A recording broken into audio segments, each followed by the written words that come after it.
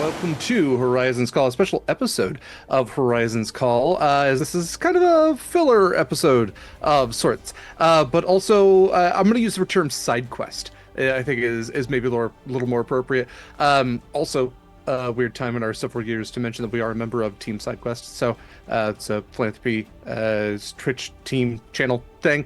I don't know. Check them out. They're pretty great. But this is Horizons Call. I am Derek Sorda. You see him pronouns. I'm your GM, your guiding compass for this particular game. And I'm joined as always by these very lovely individuals who also have say more about themselves and their characters here momentarily.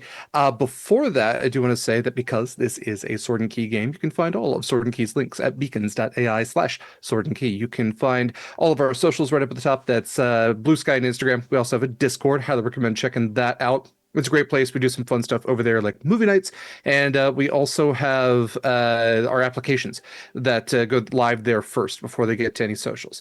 As you scroll down on Beacons, you will see links to some of our charitable organizations.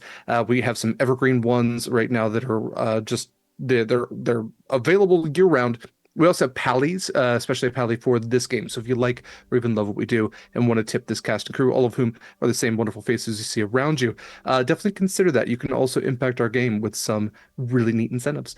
We also have links to some of our great affiliates. We have a number of fantastic affiliates like Hit Point Press, makers of Humblewood and Griffin Saddlebag books, and tons of TTRPG stuff. Not just books, but plush and just almost anything you can think of. They have VTT stuff. They have comic books. They have dice. They have spell cards, animated spell cards, in fact. Lots of great stuff.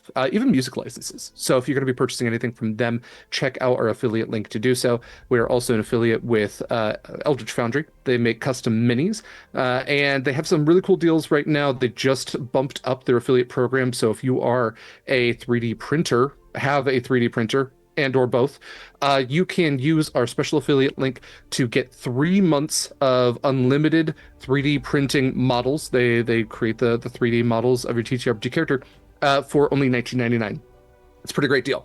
If you are not or have a 3D printer, you can use code Sword and Key for 10% off your first purchase to get a mini mailed to you. They can even paint it for you.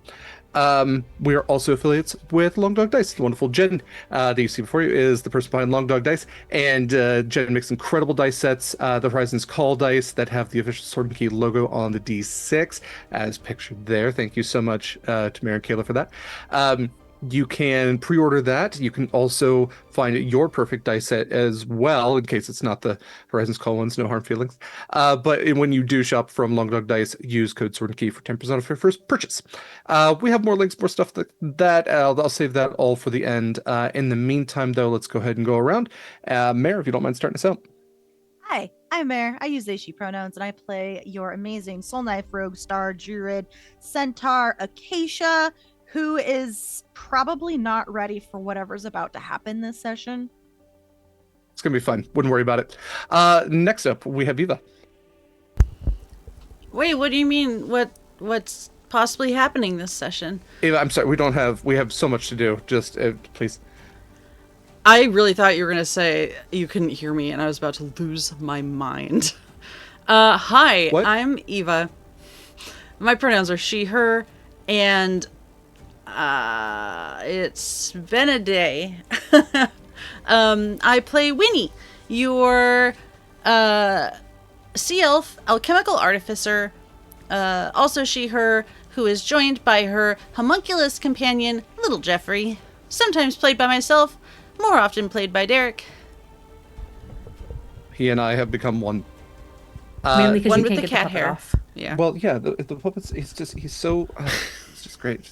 He's been sitting in the sun for a while, so he's really warm and sticky. He's gonna deteriorate. He Jenn. is anyway, just through use.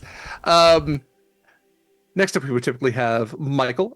Mikyl is over on Daxara's channel. Dax is a fantastic GM. Friend of the channel is doing a Star Wars game. Highly recommend having 2 tabs open, one with us, one with them, because Mikyl is a massive Star Wars fan. They've got a great cast over there, and they're raising some money for a good cause. So go check that out while you're at it. And massive credit to Mikyl for all of the artwork that you see on screen, as well as on all of our promotional materials.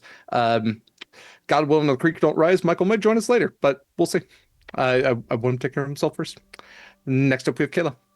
Hi, hello, my name is Kaila. I play our Siren Storm Sorcery Scarlet Shores. I'd miscounted there. Don't pay attention to me. I've been up for a very long time. We both use she, her pronouns, and everything's gonna be fine. Everything's going to be great. Totally Wouldn't worry about it. fine. Yeah, I appreciate the optimism. And then we have Jenn. Hi, I'm Jenn. I use she, her pronouns, and I am playing Kallista, the Tiefling Tempest Cleric. And Jenn fully choked on tea while we were doing setup, and I'm just still coughing it out of my lungs. So if you see me dying over here, it's because I literally almost drowned myself. So Great. Before I forget, you were speaking of the puppet, Yeah. and how he's eventually going to deteriorate. Obviously, we just need to get a new one every time little Jeffrey dies in game. I beg you not to. I Oh. for the sake of the footprint of my desk, please don't. I was gonna I don't vouch need for, that like, many one every sticky puppets. Christmas. No, I will say this. I've said this off camera before. The only time I would ever replace the little Jeffrey puppet is if I got an actual Street Shark puppet. And I know they redid Street Shark toys. They didn't redo the puppets that they had from the 90s. And the puppets are like collector's items. But if somebody could get me like the Great White, not Slammo, and not the Hammerhead, because no one gives a shit. I'll take Streaks. Streaks, the tiger shark with rollerblades. I'd take that one. And easy. Not the Hammerhead? Wild. Is that based on Well, Jeffrey's not a personality hammerhead. or? He's the worst. Okay, Okay. he's the Donatello of the. No offense, Jen. Of the Ninja Turtles. oh, we're Anyway. not come here to be like attacked like this. Oh my god, we're already so off the rails. Yeah, you do. You've been here long enough. You know how it is. This is I fine. gave Derek the idea for this filler episode, and You didn't. not sure if I can apologize or not yet. We'll find out in 3 hours. Stick around. Okay, so Just preemptively apologize. Sounds It'll be like a fine. threat, Derek. Just vaguely threatening. okay, so let's see. Also, we will have a map later from Stained Carbon. It's carbon with a K. So thank you to them. Typically, our maps come from. I'm not 100% how to pronounce it. It's the CZEPEKU. Chepeku. Chepeku. Okay. I if it only was, know because it was in other ads where somebody else got paid to say it. So I was like, they had to say it right. Fair enough. I am not paid to say it, but I love their maps. So yes, we typically do have the subscription for that. But I did find another map. So you can't see it yet. You'll see it later. It's gonna be great. But just to shout them out now. Okay. We are going to rewind in time a little bit from our last session. Last session ended with you all getting into a necromancy storm. A bunch of drowned sailors climbed aboard. You fought them off, and then all kind of ended the episode deciding that after a short rest, you were going to dive into the depths where a sunken, haunted pirate ship lie in wait. We're going to rewind a little bit because you had a problem that was presumably solved, and we addressed it kind of a little bit in the last session, and that is that life gave you Lemon. And Lemon just happens to be an owlbear that you all came across many months ago, long before you met Kallista, when you were interrupting a fight in an arena in Karina. Oh, that's fun to say. So, gladiatorial fight. There was a manticore, there was an owlbear, there was a Pegasus that was kind of chained there as bait. There was Chimera as well. Chimera, Manticore, and Owlbear. You all, I guess Winnie, was able to trap all three creatures inside the Mirror of Life trapping, and recently, during a fight with the Tombstone Twins, that mirror broke after trapping a Surveying Basilisk, and then with one of the Tombstone Twins, one of the two Medusas, shattering that mirror, thereby freeing all of those creatures. You were able to fend off the Manticore and finish that fight. You were able to send the Chimera flying for the shore. The owlbear, however, a little stuck on your ship, had nowhere to go since you were out at sea. You were able to converse with it a little bit and find that it was scared, not necessarily aggressive, but more like defensive. And as you all decided to give up Acacia's room to the owlbear for a time, Lemon, as you named the owlbear, would need a new home. You were able to make it to Lorefall, and really not the most ideal setting for the owlbears. So as you left port, Lemon still aboard, there's kind of this nagging at the back of your mind as to what the next steps for Lemon are going to be. Where will Lemon go? You know that there aren't a lot of monster reserves in the middle of the ocean. There's a few islands, a lot of the islands that would cater to owlbears kind of far away. And with that, we are going to pick up about halfway into your journey. So about, what would that be, 5 days into your journey. Actually, I need to look at the map here and see roughly where that would be. So you were going from Lorefall. Okay, so let's say about 10 days. This is about halfway into your journey. That would be about 10 days in. Actually, I'll move your ship to show where you are currently, so don't forget. Okay. Over the shell phone, and if I'm remembering correctly, Marcus does have a shell phone. You would hear kind of a panicked voice. You can hear him. It sounds like he's struggling a little bit, and he just says, everyone, if you have a moment, I could use some assistance. Please drop that. Please drop it. I'm begging you. I am begging you.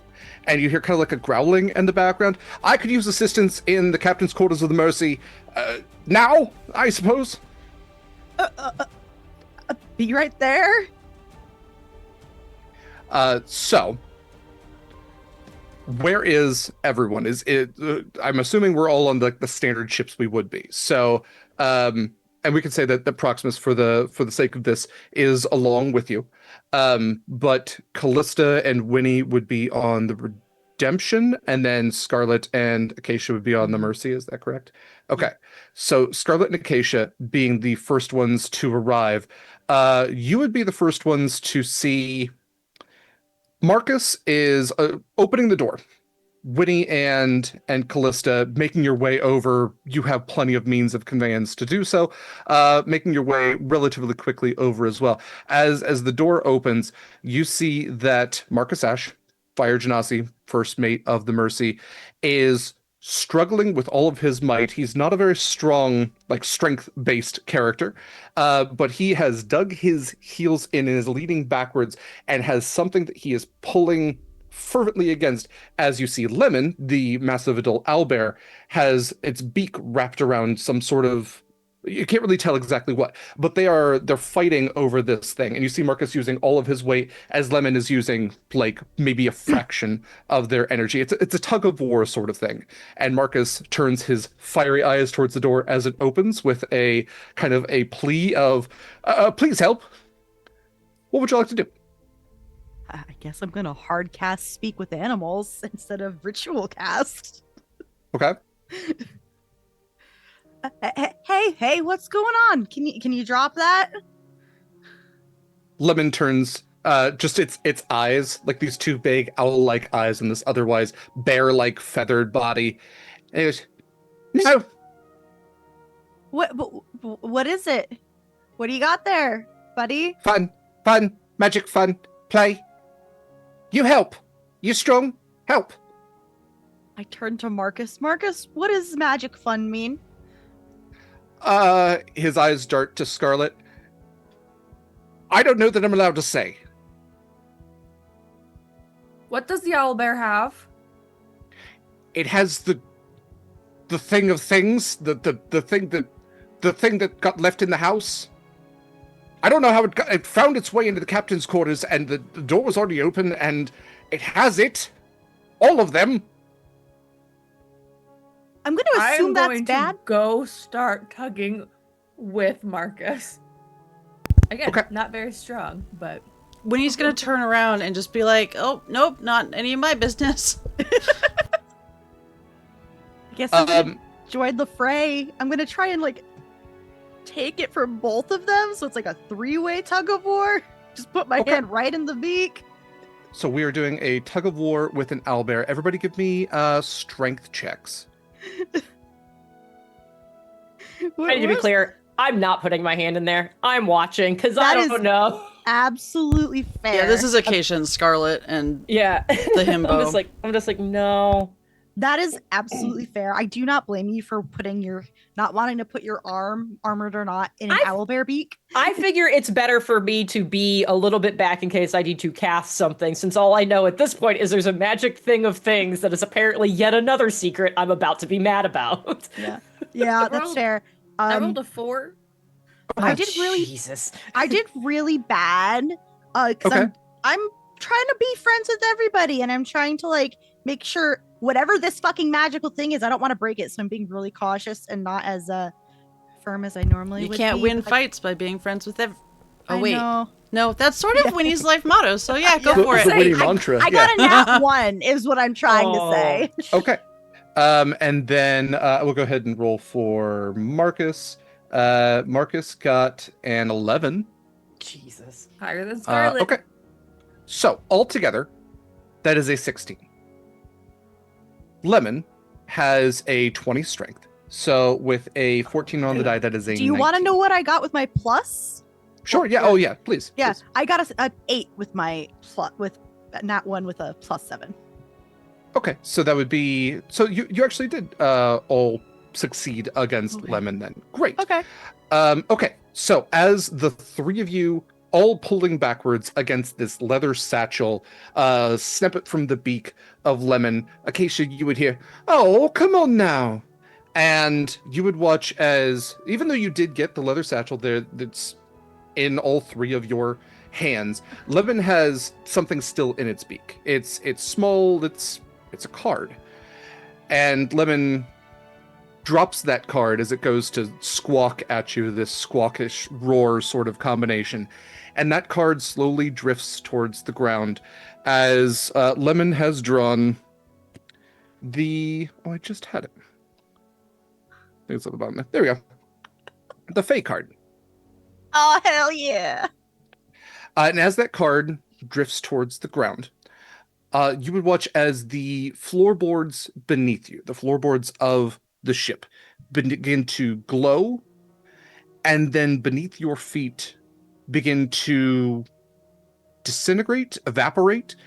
They begin to open into a portal, and beneath your feet, it opens into a bright white, prismatic, glowing gateway, and you all go falling through. Cursing in multiple languages. This was not my fault this time. I did not touch the owlbear. And that is probably the last thing that you hear for a little bit before everything goes black. When you all awaken, you can feel, or I guess you can hear more than anything, the soft lapping of waves shortly closer to where your feet would probably be, depending on where you landed. You can feel warm sand under your skin as you find yourselves each waking one by one on a strange beach. And as you look around, you seem to be in a cove of some sort. There's grayish white sand beneath you. It seems to have a sort of sparkle to it. Everybody go ahead and give me perception checks to see what you're picking up around you as you are all groggily awakening in a strange place. Hey, we just played that. I got a natural 20 for a 30. I got a Great. 4 for a 16. I also got a nat 20 for 27. I got a 15. Okay. So most people are picking up quite a bit, even with the 15. Still well above average. Okay. I'm going to start with the essential stuff, and then we'll get into the additional things that, like Kallista and Acacia, the higher tier sort of information that you're picking up. So what you see as you're looking around is, again, you are standing on a beach. There's a cove around you. It seems to go further into an island. The cove is somewhat like there's sort of a cave, but the cave top isn't fully intact. There's an opening to it, and as you look up around all above, you can hear the dripping of water further in, the lapping of waves behind you. But the water of the waves seems different. It's almost opalescent. There's a like sort of purple quality to it. It seems like there's stars almost sparkled in the wave itself. It's like if Lisa Frank were to make like water on a folder for a 10-year-old girl in the early in the mid 90s. No unicorns, not yet. The sky almost matches, but also has a dim sort of quality to it. You can see that where you are right now, the sun is setting. It is dusk. And so this soft light is being cast, as you can still see that there are stars in the sky. But Acacia, more than anyone else, these are not your stars. These are strange stars. And among them is this sort of aurora borealis of sorts. Again, very purple and blue and pink, all of these strange hues. Looking around more than that, further into the island, those of you with higher perceptions would pick up on a very earthy smell, almost a rotting sort of smell. Not like rotting meat or anything like that, but like that very rich mulch smell you get like very when you're deep into the woods. And Kallista, I think that more than anyone else, because you got a 30, I don't think anybody beat a 30, right? Kallista, I think that you have picked up on the most that you are not in the material plane anymore. Piecing together all of this information, you've made it to the Feywild. And all of you would look down around at all of your companions. Marcus is there, Proximus is there. And Lemon is not. But there are tracks, owlbear tracks, that are leading from the sand further into the island. And with that, what would you all like to do? Marcus? Scarlett, what the fuck? Is this the afterlife? No, this is the Feywild. Am I in heaven? As I said, what the fuck? Do you care to explain what Lemon was munching on? A gift from Paymon. Of course it was from Paymon. Paymon gave you, of course Paymon gave you a deck. Of course he would give you a deck. Why wouldn't he give you a deck? Why? Okay. I'm gonna need you to enunciate that real well, Kallista. Wait. Derek, is it safe to assume my dads would have told me about the deck of many somethings, and never to fucking use it? I think that's maybe like Rogue 101 is like, listen, you're going to steal magical objects, but when you steal magical objects, it's important to know not to take cursed things. And some things aren't cursed, but cursed. Should be. And that's, yeah. And they're like, hey, if you ever see a deck of cards, some of them aren't that bad. Some of them are just like illusions. But some of them are real bad. Some of them summon the goddamn Grim Reaper. So, like, I don't know. Be safe out there. Don't play with cards. There's a Grim Reaper in this world? A deck. He gave you a fucking deck. Yep. And you kept it. I wasn't just going to throw it away. Well, there's options. Okay. Would you rather be here where it's mostly safe? So I've been looking at everybody else, so none of you knew either. So this wasn't just like a me not catching up. Okay, got it. Oh. Is this not a bedroom secret? This is like a secret, isn't it? Marcus, are you saying it appeared in the room? He's looking at Scarlett. It was left behind after a visit from Paymon. An early visit, not a recent one. No. I'm talking about when you called for us. Oh.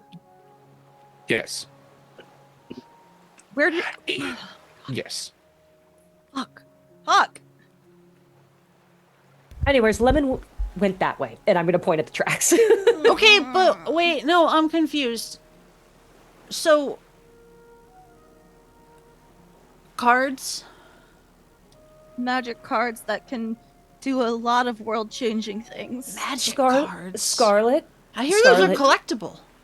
Scarlett. Mm-hmm. Those are the ones you gather about. These you don't gather about. Oh, okay. Have you pulled any cards from this? Never mind. That's the okay. Yep. Oh, great. We'll deal with Fucking that great. later. Why? Why would you pull cards? The good news is none of us noticed immediately, so at least it's not the really bad things. We should Like deal getting with that. teleported into like a tomb and put in stasis? Hey, Okay. if I die, I wouldn't mind if this was my tomb. It's pretty neat here.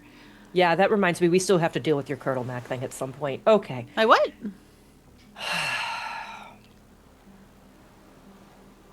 That's a later problem. We should. I didn't get a Curdle Mac tattoo, did I? She's gonna lift like the back of her shirt and like show Acacia. I don't have a Curdle Mac like You don't have icon a back there, Curdle- do I? You don't have a Curdle Mac tramp stamp. You don't. Okay. Little Jeffrey is like rubbing away the marker where he made a Colonel Mac tramp stamp on himself. It's like dry erase marker. Sometimes Connor Yeah, and I get into the red drink, and so I just wanted to be sure. Colonel Mac is cool, spelled with a K. And a W. And a W. Yeah. Yes. Kewl. Yeah. Kallista is also with your 30. What I'll say is standing on the sand here, you can tell that there is a magical quality to almost everything around you. You know, again, the Feywild, I think the Feywild is one of the closest planes to the material plane. And you have done a little bit of interplanar travel. So you know that there's certain rules here, but also those rules are often amorphous and not super clear. And that, again, everything is magic. So looking at the water, you can see that there is a magical quality to it. And what I will also note with the 30 is that as you all are standing on the beach and talking, you are starting to see that there is slight shifting of the grains of sand around you. Two different spots, almost on either side of you, where grains of sand are slightly moving just a little bit. Moving in what direction? Yeah. As if there was something beneath them. So more like there is something So they're not divoting. shifting. What do you mean? It's like if something was rising up out of the sand, there is. That's fine. Like a sandworm situation as opposed to Tremors. like a... Yeah. It's not like it's not like a landslide or anything like that. It is Yeah. that there seems to be something shifting beneath the sand. Okay. But not like something invisible is like stepping down and compressing No, it. more like something is Okay. rising up. Great. That's fine. But again, Kallista, I think, is the only one to perceive that. Okay, we have a lot to deal with. One, Lemon's missing. Went that way. Two, something is in the sand here. Nope. Let's follow Lemon. Noom. Okay. And we need dexterity saving throws from everybody then. Naturally. Where's Proximus when you need him? Well, I mean, he is. Are we saying he's technically with us or no?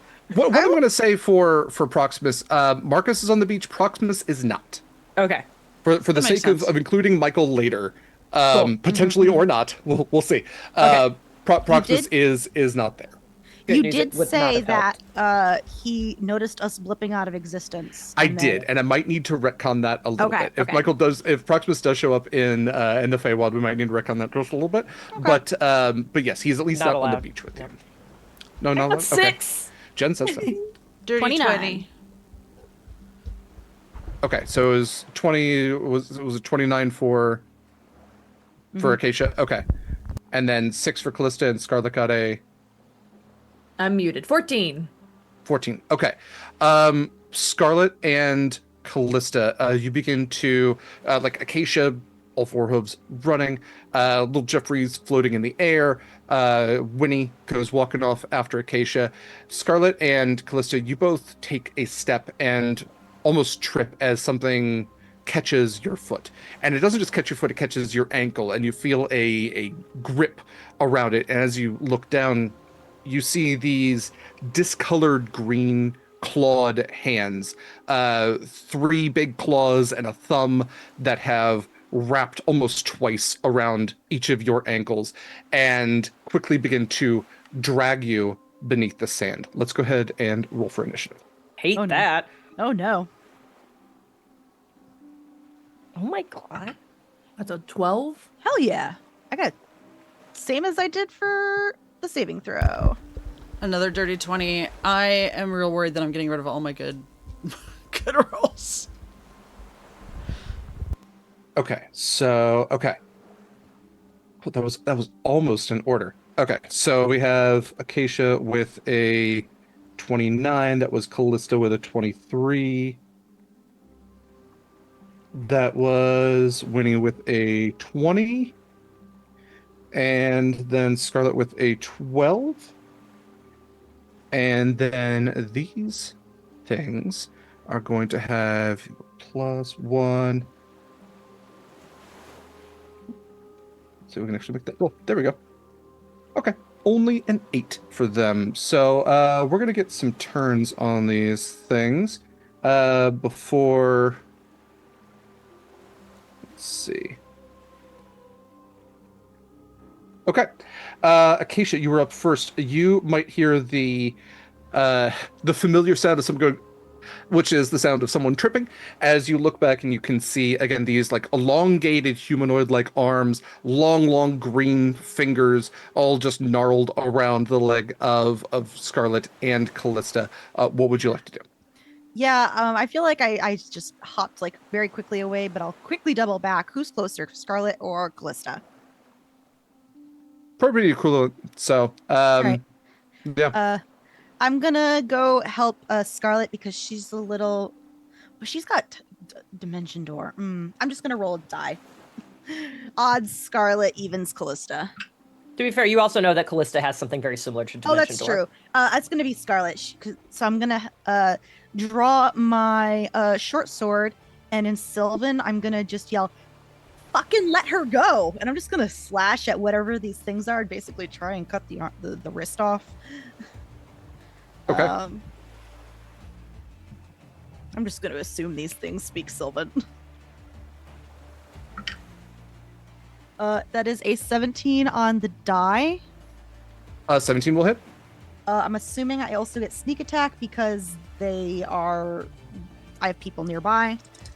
Or no? Yes, I was going to say because they're partially under sand, but you're striking at the arm specifically, which is exposed. Sure. Mm-hmm. Okay. So I'm gonna do some attacky. Dragon Slayer short sword.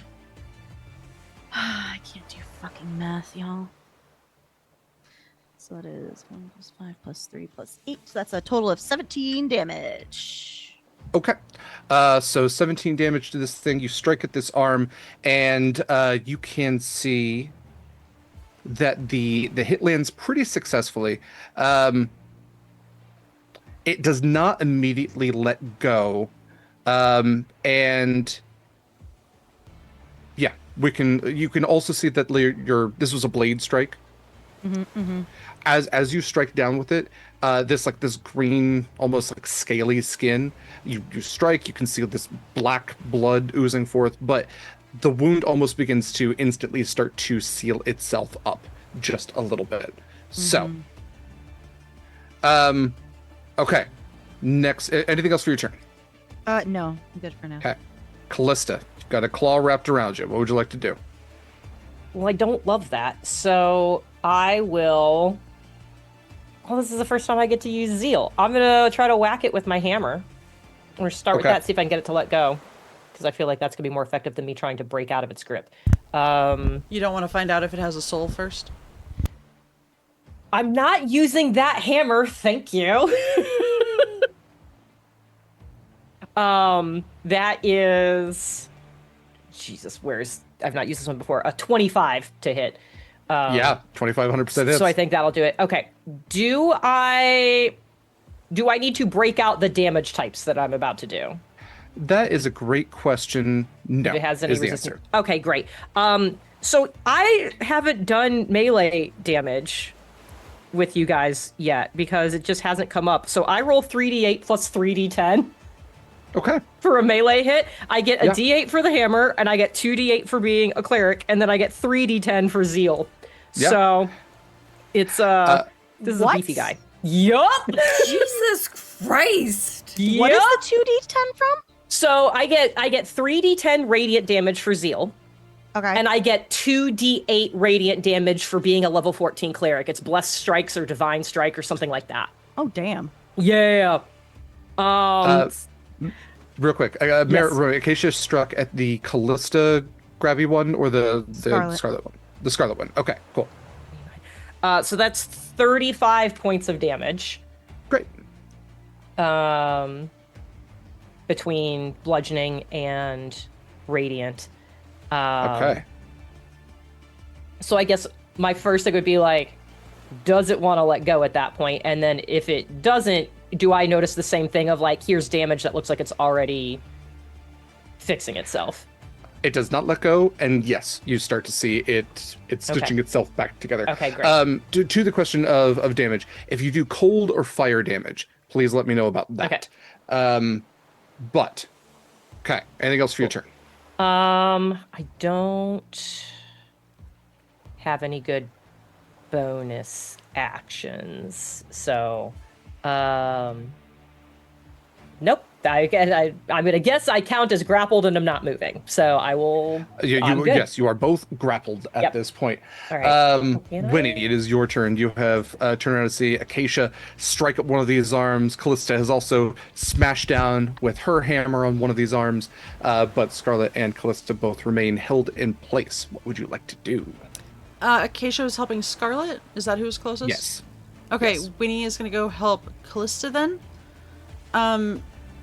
By which I mean, I'm gonna send little Jeffrey out ahead of me, and he's going to bop one of these things on the head with his little shark paw, and that's gonna be a 25 to hit with shocking grasp, That'll do it. and 17 lightning damage. 17. Okay. All right. And then I would like to... Is there a way I can assist? I mean, I know assist is an actual thing, but help Kallista break out of the grapple? You could do a strength check to so you could essentially try to pull the fingers off of Acacia's Callista's leg, rather. Okay, straight up strength. It would be a strength contest, yeah. So I'm gonna roll for this fella. As 18. It was a nat 20 plus 6. So you try, but it's like an iron grip. There's like manacles at this point. That's not very nice. Yeah, it's not great. Actually, what I'll even say is you bend back one of the fingers and even hear like a snap as you feel like you're breaking it, and it snaps back into place, almost like a spring-loaded wrap back around Callista's leg. Sorry. Sorry, did that hurt? I'm sorry. I hate the Feywild. We're gonna have to talk about that later, because I thought I liked it here, but it's mean. And then I'd like to click my heels. Sorry, Kallista! I'm gonna click my heels and teleport. Are they large or are they medium? I want to just these teleport. are large creatures. Okay, so I'll teleport the full 15 feet back. Why not? Okay. It's okay, I would rather you be out of the way. Me too! Okay. Next up, we have Scarlett. Can I, like, if I were to reach out, could I reach out and touch Kallista? Sure. I would say that you could be within 5 feet of one another. Cool. I would like to grab whatever piece of Kallista I can and dimension door, please. Okay. How far are you going? Away. Okay. Leaving. Whatever that is. Yeah. I mean, these things are 10 feet from each other, right? Because they've got you two 5 feet in between. But yeah, you could go the full distance, leaving Acacia and Winnie there with these things. I mean, I wouldn't go the full 500. That seems rude. Okay.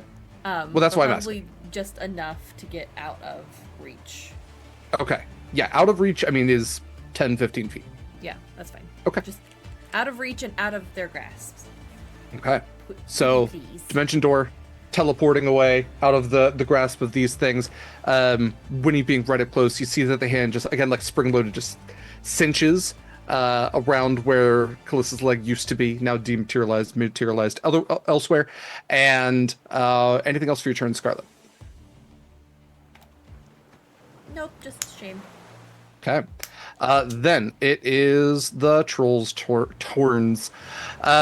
Two lake trolls, which I'm going to consider oceanic trolls because that is the closest that I could find. And hey, they're in the water. Although these are in the sand, much like burrowed crabs, spring out of the sand. All the sand just, scattering around them like shrapnel, stinging just a little bit, not enough to do damage. As they both leap out, and with their prey now teleported away, and both Acacia and Winnie present, they are going to take their attacks on y'all. So they are going to do 1 bite attack, 2 claw attacks at the 2 of you. For, let's see. Oh, I gotta roll my wheel and woe. Give me a second. Yeah. I got a 1, so I think that means woe. Okay, so I'm gonna say whoa as I hold my shield up. whoa. All right, so they have a +9 to hit. So for Acacia, that is a dirty 20, a 23, and a 23. Oh, I'm gonna use my woe to do that first one against them. Okay. So minus 1d6. Okay, go ahead and subtract that d6. It will not. It will miss. So it's a -5. Okay. So no bite attack, 2 claw attacks, however. So as these claw attacks, as I'm doing the damage for this, roll me a dexterity saving throw. It's a DC 16. I got an 18. 18, great. You are successful. So the damage is going to be 18 points of piercing damage from no, I'm sorry, it's 16 points of piercing damage from these claws that slash at you, and you can determine there's a level of magical quality to these claw attacks as well. Winnie, let me get your damage to you, or at least your hits rather. So let's see, Winnie. Maybe a little bit better for you. There was a 17 on the first one for the bite, but that is a, what did I say they have? They rolled a 5 and a 1. So the 1's definitely going to miss. The 5 is going to be a 14. So that does not beat Winnie. Okay. So only 1 hit then. It's just going to be 10 points of slashing damage to Winnie as these claws miss, but a bite does with these big tusk-like teeth on this green, soggy-looking troll creature. These very elongated arms, but scaly, which if you've ever seen a troll before, it might be a little odd. This very wispy hair, large, prolonged nose that almost comes down over the mouth where the tusks come up further than the nose. That bite comes down on you, and you feel it sink into your shoulder. Like sea elves to regular elves. Uriel, we gotta get better at working together, because that really kind of hurt a little bit. I protected you from 2 of them, so stop complaining, or maybe I'll just let them all hit and see if somebody else wants to pick me up. This is very pretty. I could live here. I could too, but I'd like to live. Yeah, well, do better. We are back to top of the order with Acacia. Is Winnie grappled? No, they have just attacked. They have not grappled either of you. Just bleeding profusely. Okay, so they're in front of us. And they've just sprung out of the sand and are now standing 5 feet in front of each of you. Okay, cool. Let me see if I can do this correctly. I would like to cast a spell, please. Realistically, I know in math-wise and game-wise they're right in front of me, but how much space is there between us and them, would you say? So we determined that Scarlett and Kallista were 5 feet apart, and the trolls were an additional 5 feet out. So they're 10 feet from each other. If you and Winnie could reasonably be within 5 feet of each other, the trolls would be still 10 feet apart. Do they have reach? That's probably a better question. That is a great question. Nope, not that one. That one. They have a reach of only 5 feet. Okay, but is there at least realistically a foot between us physically? Yeah. Sure. Oh, yeah. I mean, the 5 foot blocks, you still have, cool. room to move around. That. You're not yeah. So I would like to cast a spell. I'm going to cast Wall of Stone. I would like to enclose them so we can get the fuck out of there. Okay. So essentially, the wall is 6 inches thick and is composed of 10 foot by 10 foot panels. Okay, so 10 feet tall, 100 feet across. Is that what we're going for? Or are you just like trying to close off this alcove, which you could reasonably do? I am going to try and trap them in, or at least get them, or maybe not. So basically, if the wall, if a creature would be surrounded on all sides by the wall, or the wall and another solid surface, that creature can make a dex saving throw. On a success, it can use its reaction to move up to its speed so that it is no longer enclosed by the wall. Okay. I think you could reasonably trap them in, it sounds like, but they'll be able to have the opportunity to maybe jump out at the last second. Let's see here. What is the dex save that they're looking at? DC 17. Okay. They have a +1. So let's see here. You know what? I'm gonna actually preemptively use one of my woes for them to minus a D6. Okay. So we're gonna subtract a D6 from whatever they get, which is a 1, so it negates their thing. Okay, so it'll be a flat roll. It'll be a flat roll. Flat roll. Okay. I'm looking at Wollaston real quick. So yes. 10 foot by 20 foot panels. 10 foot by 20 foot panels, 3 inches thick. Alternatively, you can do 10 by 20. Okay. Yeah. We'll have create a span. How much can I block them in? Because if it's like a small enough alcove where I can just kind of like double up the wall. Yeah, I mean, make it thicker. You'd be able to close off this cove for sure. Let's at least see if they can jump out in the first place, and then there's AC and everything to it as well. Nope, that was a 4 and a 9. So yes. The sand solidifies and creates this almost like sandstone walls all about them. So describe it. So you're fully encasing them, or you're just blocking them off? What's the plan? I'm not gonna like make a roof.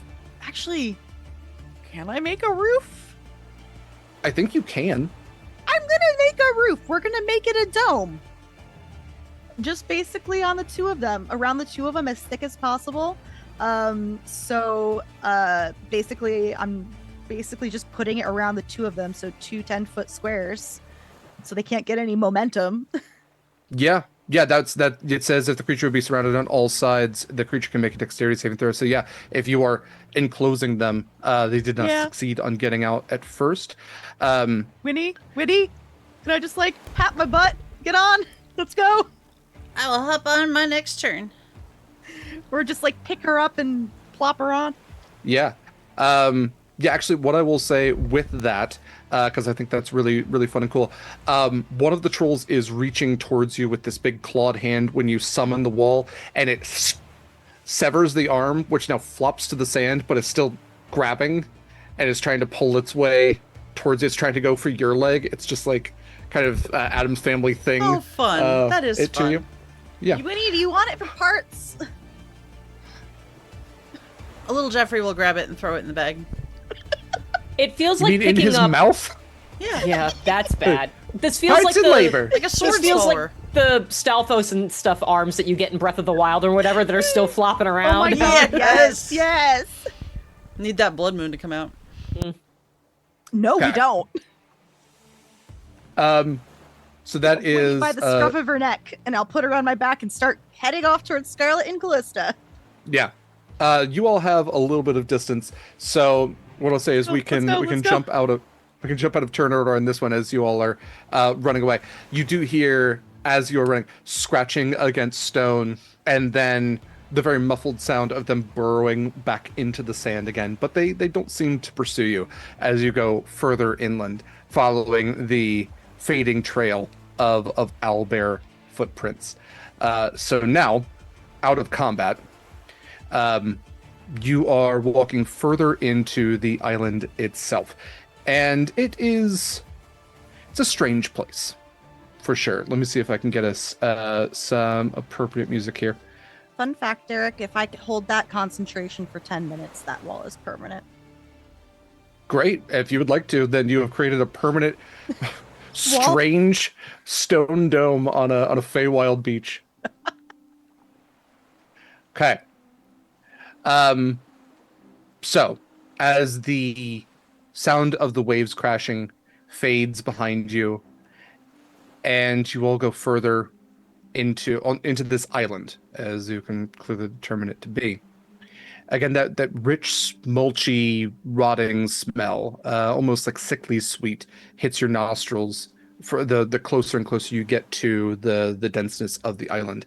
And what at first appears to be almost a forest-like island, you quickly determine it's not, or at least it's not anymore. What you thought originally were trees with these large canopies, you are very quickly determining are mushrooms, various types of fungus, and that kind of strange smell that mushrooms tend to have, that smell of rot and existential life, just permeates throughout here. And you find yourselves very quickly going off of this beach and onto the terra firma of this island, at the edge of a mushroom forest. And again, you can just barely tell that this is probably the way that Lemon came.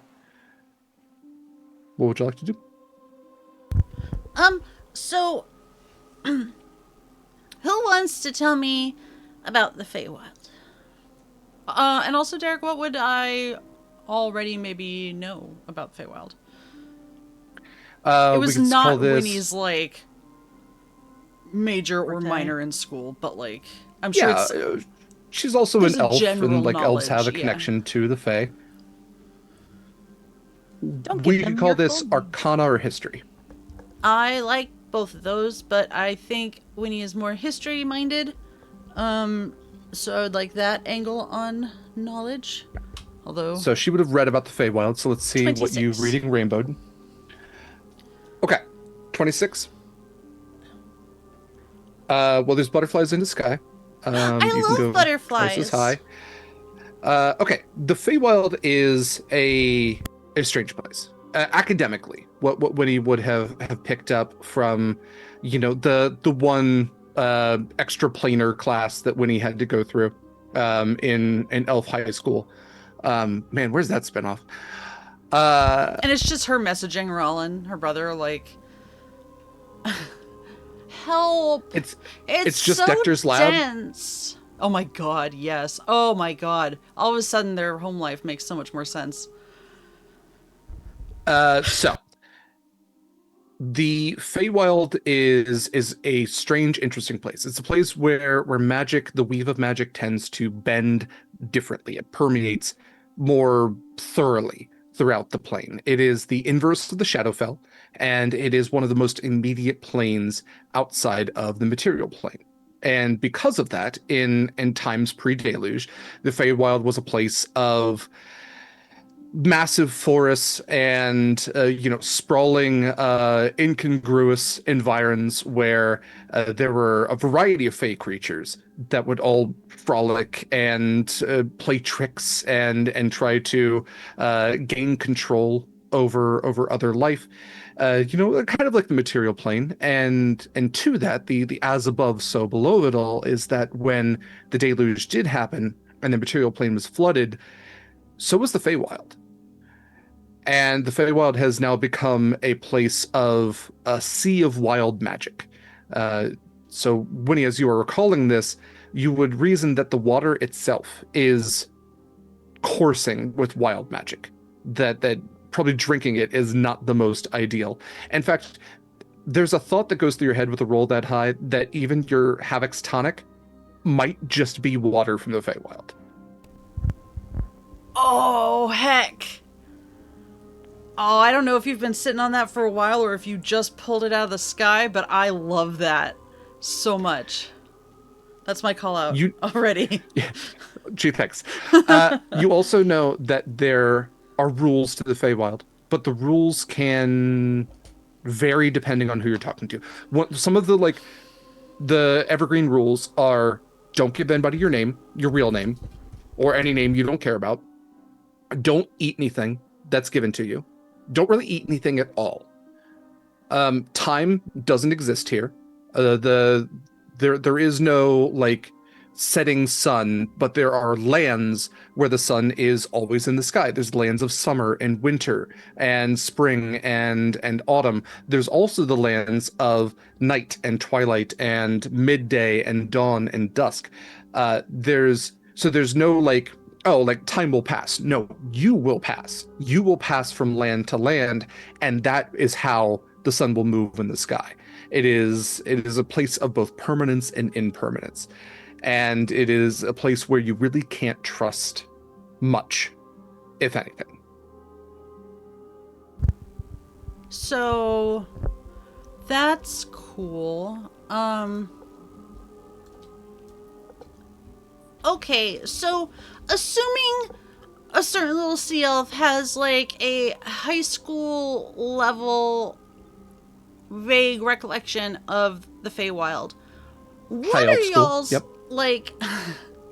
top concerns here?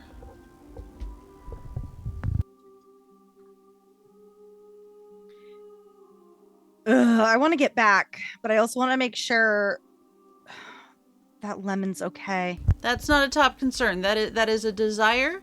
Sorry. Mayor was messaging Derek a question. Oh yeah, no, that's valid. I'm just trying to figure out how stressed I should be.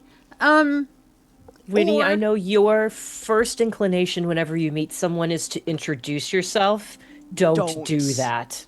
Yeah, no proper names and stuff. But I'm looking at a lot of cool stuff, and how bad is it to take a little cutting or something of presumably non-sentient plant type thing. Well, we're presuming non-sentient is already asking a lot. Okay, I mean, I would ask first. Yeah, I guess that's a good start. If it answers, don't. Yeah, don't. Derek, can I cast a sending spell, please? Sure. I would like to send a message to my good pal Dribbo. Yeah. Your little fairy dragon that you met living in the woods behind your house. Did you tell us about Dribbo? I completely forgot about him. I was like, don't who's remember. Dribble? I literally yesterday finished catching up, and I was like, who the fuck is Dribble? Did you see the character development sessions though? Yeah. Okay. Yeah, Dribbo is from I forgot that was most recent Acacia one. Dribbodine is a little fairy dragon that Acacia was unknowingly feeding in the woods behind her home in Phoenix Landing. Dribbodine is a just small, chunky little fairy dragon that probably can't fly, judging by the size of his torso and the size of his wings. Okay, so because you are doing ascending to the material plane, go ahead and roll a d100. If it's 1 through 5, the message will fail. Otherwise, you may go through with your message. Yeah, that's fine. Okay, I got a 95. Great. So successful then. What message would you like to send to Dribbo? We accidentally ended up in the Feywild. Is it possible for you to be a guide here? I don't know what happened. Thanks. Okay. A moment goes by before you hear, "Oh no, that's a very bad situation you found yourself in. Unfortunately, I am unable to assist. I was very bad and can never return to the Feywild. Oh. Sorry, best luck." Oh, I love him. We meet a lot of people that are forbidden to go back to their home planes, and I feel like we should be more concerned about that. So it's crimes. He committed crimes. Sorry, fairy dragon crimes. Yes. So basically, you see Acacia use the shell phone and use ascending, and then just sigh. I thought I was gonna I asked someone for assistance, but they can't help. So this is one of those we gotta help ourselves sort of situations. I don't really like those stories. I like outside help. Dribadine just apparently got exiled from the Feywild for crimes. Come again? Who? Oh, I have a little fairy dragon friend back at home. What? Is this Feywild drugs? No. But Tribadine does sound like it'd be drugs, though. It does. 100%. Ask your doctor Anyway, if Dribadine I is right tried. for you. Is Does sound like a medication though. is that like a surname or a like? Doesn't matter because Dribbo can't help us. We have. I think we can. You can. I'll introduce you next time we're back at Phoenix Landing. Have they considered workshopping that nickname? No. Anyway, I think we're just gonna have to wing it. I don't know if we have much of a choice. Winnie, I know you did make the comment of like taking cuttings, asking for us, that sort of thing. I think that's the other thing to note is I don't care what D&D Beyond says or D&D in general, mushrooms ain't plants. So as you look around, there aren't any plants. There's nothing here except for, as you're getting like now at the edge of this mushroom forest, there is only fungus and there is only like mulchy dirt beneath your feet. It's among us. And you find yourselves being the last of you. Oh no! Last of Us reference. I don't know. Oh no! Does D&D really consider mushrooms plants? Yeah. Weird. What? Boo! Bullshit. I mean, what else? I guess where else would you put them? I don't know. They're not Their own creatures. They're not like. category? I mean, they're closer to creatures than plants. I guess it's an extant form of life. I don't know what to tell you. Mycelium. They could just have an extant form of life, like, section. Oh, Okay, but that anyway. would be like all of them. You put them in mind flayers in there. I feel like B probably has, like, a mushroom, like... You know, B was supposed to be, like, poison ivy, and now she's a little more, like, hippie, granola, Winnie. You kind of love made her. her, And I love like, her. I would die for her. You made her like Harley Quinn and Poison Ivy's like adopted kid. Is Well, essentially because what you- I pitched it as like we were Harley and Ivy, Mhm. without really like designating who was who because neither of us are either. Anyway, maybe I'll just keep my knife to myself. Yeah. Yeah. Scarlett, Kallista, what are your biggest concerns here that haven't already been covered?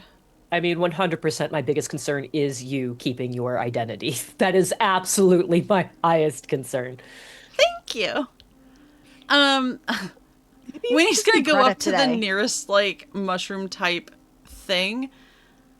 Hello, are you sentient? Waiting for the percentile roll. Let's check. Okay. Winnie, you go up to these small, almost like Venus-looking, like had like they have veins kind of running through them. I was mycelium thinking patch. like the Venus of, is it Wallendorf? The like sexy fertility statue thing. Yeah, not that. No, these are they're It's just art, little, like, Jen. I'm just Little laughing at the fungal idea pods. of a mushroom being shaped like That's that. why I was confused. I was confused by why what he I'm was laughing. saying. Yeah, or the Just Venus. why was that where you went with it of all? Okay, to be fair, there is a stat block called the bride. I think it's the bridesmaid of Zuktamoy. Zuktamoy being the demonic queen of mushrooms, and it is it's a sexy mushroom. So. We did not but get no. that wedding invite. No. So this is a like purple pinkish kind of like nothing here is like great colored. Like everything like it's that's a pretty color and I would not pair it with that. And as you lean down and talk to this thing, tendrils shoot out of its porous whatever that phobia is of having little holes on it. Trypophobia. Tendrils lash out and sting you on the face. Winnie, you're going to take Oh no, 8 my necrotic face! damage. Winnie, I think maybe we should just keep to ourselves and not touch anything. I was trying to be friendly, but now I have necrosis. Oh. I'm gonna walk away from Every it. Tuesday. Anyway, should we maybe keep following Lemon? Yeah. Yeah, let's go. Can you all give me a Constitution saving throw? Oh, come on. I'm just a little guy. That's not With a plus not 10, terrible. 26. Jesus. 17. A 9. Mine is a 21. Okay, so Acacia got a 9. Mm-hmm. Okay. Acacia. You all unknowingly are breathing in spores at this point. All of your constitution's pretty successful in fending them off. Acacia, maybe because your body is more open to the natural world, it doesn't necessarily fight off spores when they come into your essence. But would you like to roll me a D100, please? Yes. Also, I do want to note, Derek, I don't know if this will be applicable anywhere, but I am considered a fae. As a Good to know. Yes. I got a 76. I completely Okay. forgot that about Acacia. Centaurs are considered fae. Acacia, for just a moment, your memory slips. You can't recall your name, where you are, what you're doing here. It's like you stop in your tracks. You look around at absolutely. all these strangers around you. It snaps back. You're like, don't know what that was. But there's a moment where like everything just seems foggy for just a second, and it kind of goes in and out. You were going to have disadvantage on all intelligence-based skills checks, saving throws, all of that, for the remainder of this session. Essentially, as you have you've taken on a level of, I don't like the term, but level of madness. You have taken on a deleterious effect from these spores. Yeah. Acacia just shakes her head and off. Okay, let's just keep going. I don't like this. Traveling further into this fungal forest, you look around as the light is blocked by these fungal canopies. All of this mycelium network stretching out beneath your feet, where you can see the veins of it running through all of this mulch. Again, the trunks of these mushrooms are some as thick as redwoods. Some are very comparable to trees, reaching up hundreds of feet into the sky with all of these branching pods off of them. And it is incredibly quiet here. Can you all give me perception, or actually let's call this survival, since you are tracking Lemon. Well, we already know we're uptown, so. You know you're what? Uptown. Because it's quiet uptown. Mm-hmm, it's quite uptown. I'm sorry. Yeah, good Hamilton You reference. said survival. Please. 17. 33. Jesus. 12. 24. Okay. Altogether, pretty successful in finding Lemon's tracks. Lemon has found a trail of sorts and seems to be following that. Doesn't seem to be deterred by anything. You can see there's a couple of times where Lemon will try to round off the path and will come back. You can see that there's little bits of owlbear feathers that are scattered here and there, maybe stress molting. You're not exactly sure, but you don't see any other movement in here. And perhaps that's maybe the most unsettling thing. I don't think anybody here is super familiar with forests. They're not super abundant in Damaris with all the islands and everything, but a lot of you have been in forest before, and you're used to bird song, and you're used to animals skittering about. Everything in here is still. There's no wind. There's no none of the dusky sunlight is really cutting through, and so it is dim in here. It is smelly. It is dense, and it is quiet. Besides all of you, as you're moving along, what would you like to do? On an erring on the side of caution, I'm going to tie myself to Marcus. I forgot Marcus is here. I'm changing He's the plan so I was coming up with. quiet. Whenever we go to weird places, things tend to want to take him. Yes, when I'm surrounded by, I tend to listen when I'm surrounded by women. I don't like to, you know.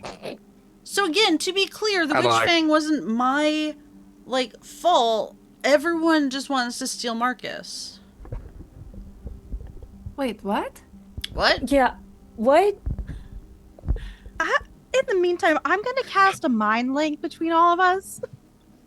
Marcus turns to Winnie and goes, I purposefully said nothing about that. I beg you to say nothing more about it. Thank you. It's a 2-hour mind link. Oh look, is that a mushroom over there? I am going to... I will upcast it since we have a Marcus. I'm going to cast a spell that I already had on my list and that Derek got to use when we did Puppy Roll. I'm going to cast it at your side at 3rd level because it lasts for an hour. Spell. So if it becomes relevant, it is essentially the short version is everyone's speed is going to increase by 5 feet. But if we end up in a turn-based thing, someone can use the reaction to move half their speed towards any of the rest of us. I love that. So I've got it on deck for if I need to get to someone quicker than my speed would normally allow, and this will just make it easier for everyone to get to everywhere for the next hour. Can you post the description in chat so we can reference it? Yeah. Thank you. And I did do it so that way it includes Marcus. That'd be really funny if it didn't. Like the ultimate fuck you. Yeah. Well, that's why I'm glad we reminded me that he's there. Does it just add one more person? Oh, never mind. I forgot that we're separated from Proximus. If he does, okay. If he does show up, well, then he just has to move. He can fly. It's stupid. And he amount, has so like it's 6, fine. stealth things. Yeah, he's got it covered. Okay.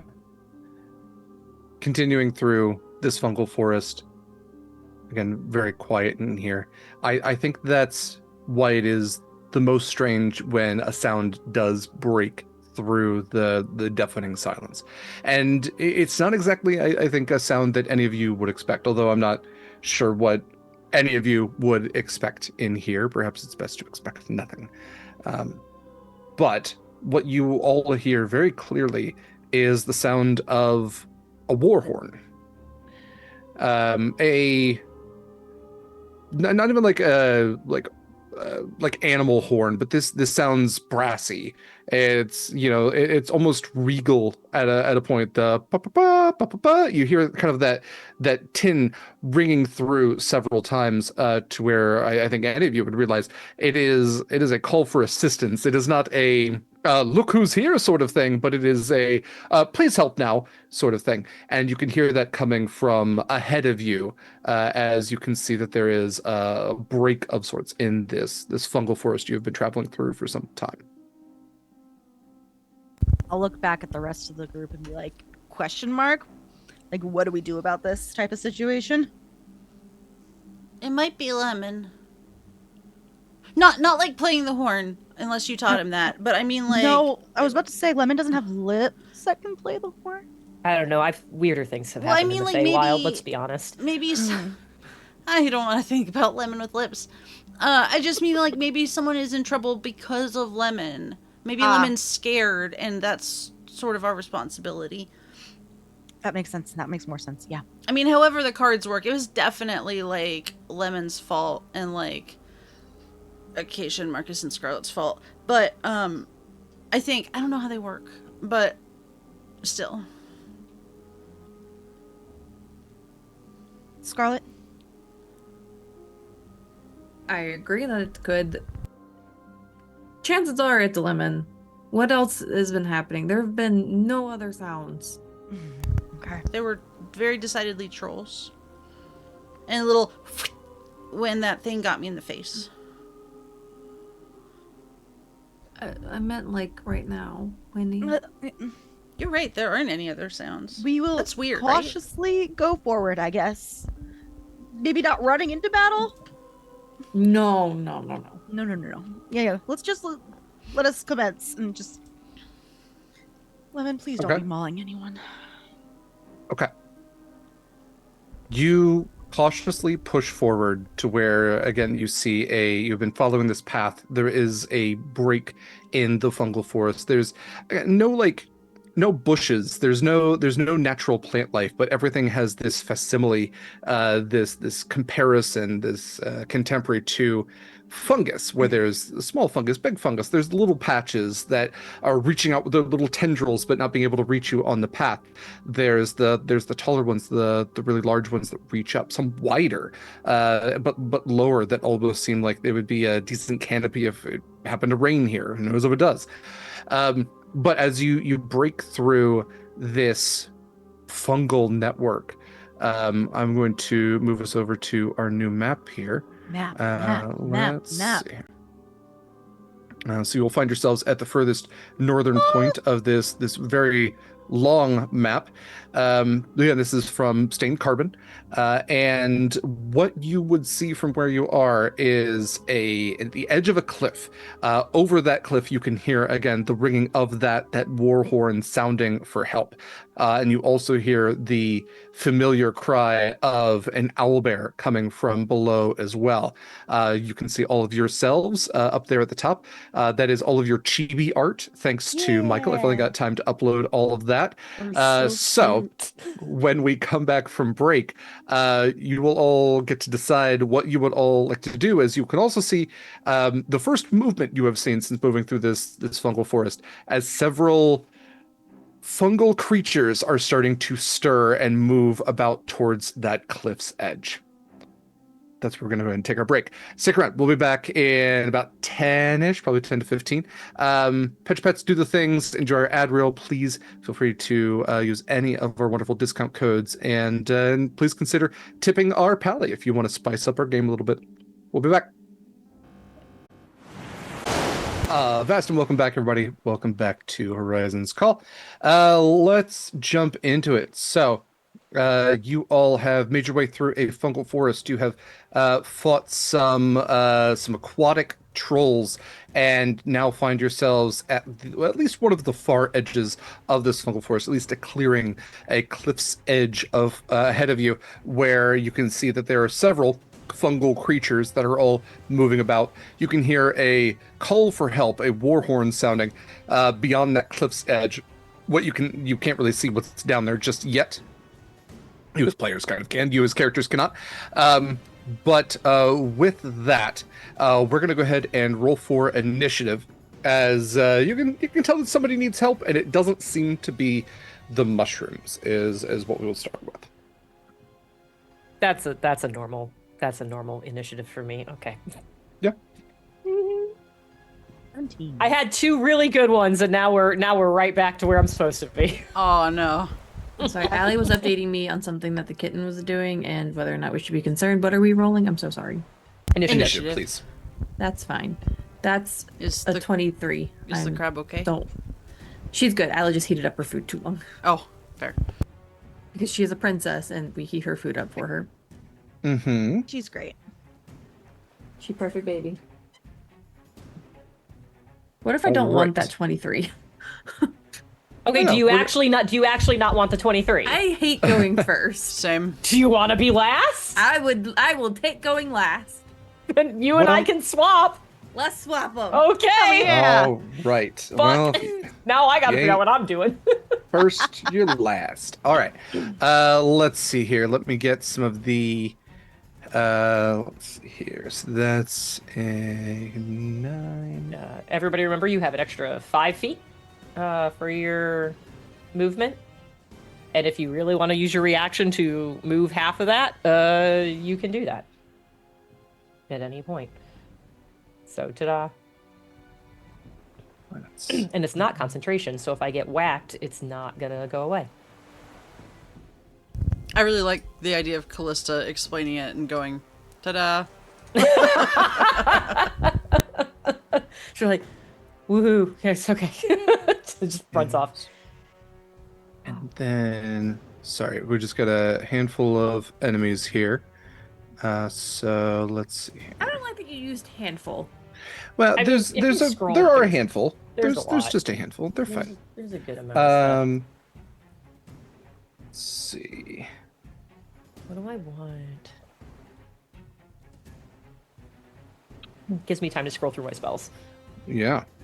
Please fine. I'm trying to do. figure This out will what take. Oh, I wanna missed do the too. little Just a guy off moment. on the left. Oh, he's just a little guy. Just a Don't worry little about him. He's just a little guy. I don't like the eyes on the trunks of the spiky ones. Nor should you. That's really the most upsetting one, I think. All right. I think that should be all of them. God help me if it's not. And then yeah. That's where we're gonna start. Okay.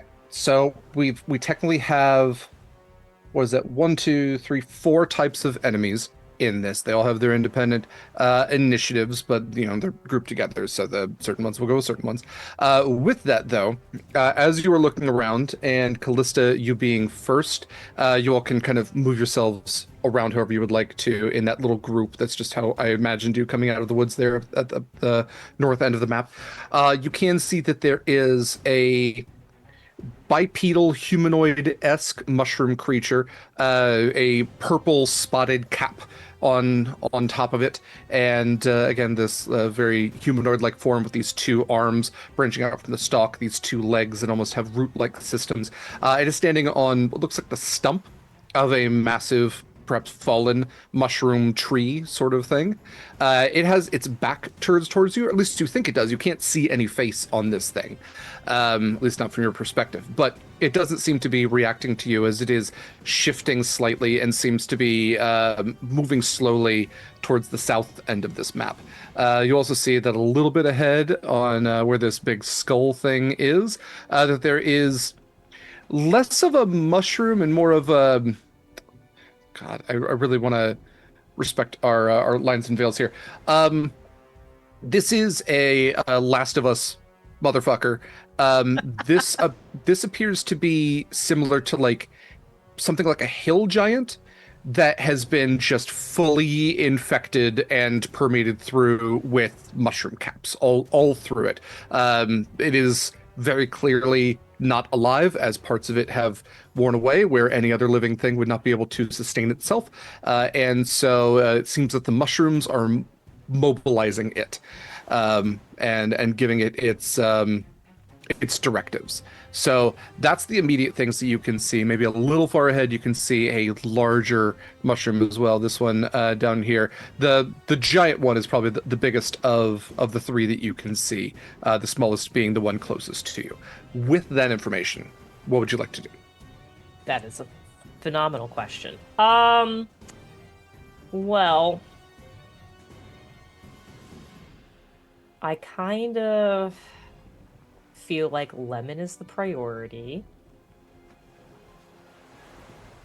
And I don't want to just start blasting mushrooms if they're not gonna... If they're more worried about potentially the owlbear, I don't want to necessarily, don't start something that won't be nothing kind of thing. Sure. So I'm gonna start with moving my 35 feet to... Yeah, okay. I think that puts me, like, here. Okay, and you are not moving stealthy at all, I presume. I mean, I couldn't even if I wanted to. That's the other side of it. I have a negative and disadvantage. There is no world in which I could move stealthy. Okay. When you move into line of sight of the smaller mushroom there, you maybe turn around as this thing begins to screech. There is no mouth on this thing. There's like slits that seem to be pushing air through some sort of sound. It presumably doesn't have vocal cords, but it is sounding an alarm, a auditory shrieking alarm. Cool. That is different than the war horn that you've heard a moment before.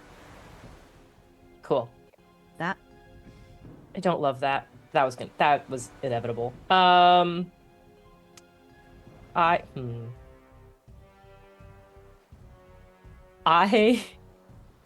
am going to... What is the distance on this? 50 feet. I am going to. When it starts screeching, does the big Last of Us guy? Does that all the ones you can see turn towards you? Perfect. Okay, that's so fine. That is a Fester Hulk, by the way, is Oh, the name for that one. Love that. That's a good name. I will. Yeah, Crooked Moon Part 2 for that one. You know what? I might as well do what I do best and see what happens if I try to call lightning in the Feywild. So I will. It's a 60-foot radius. That's going to cover so much.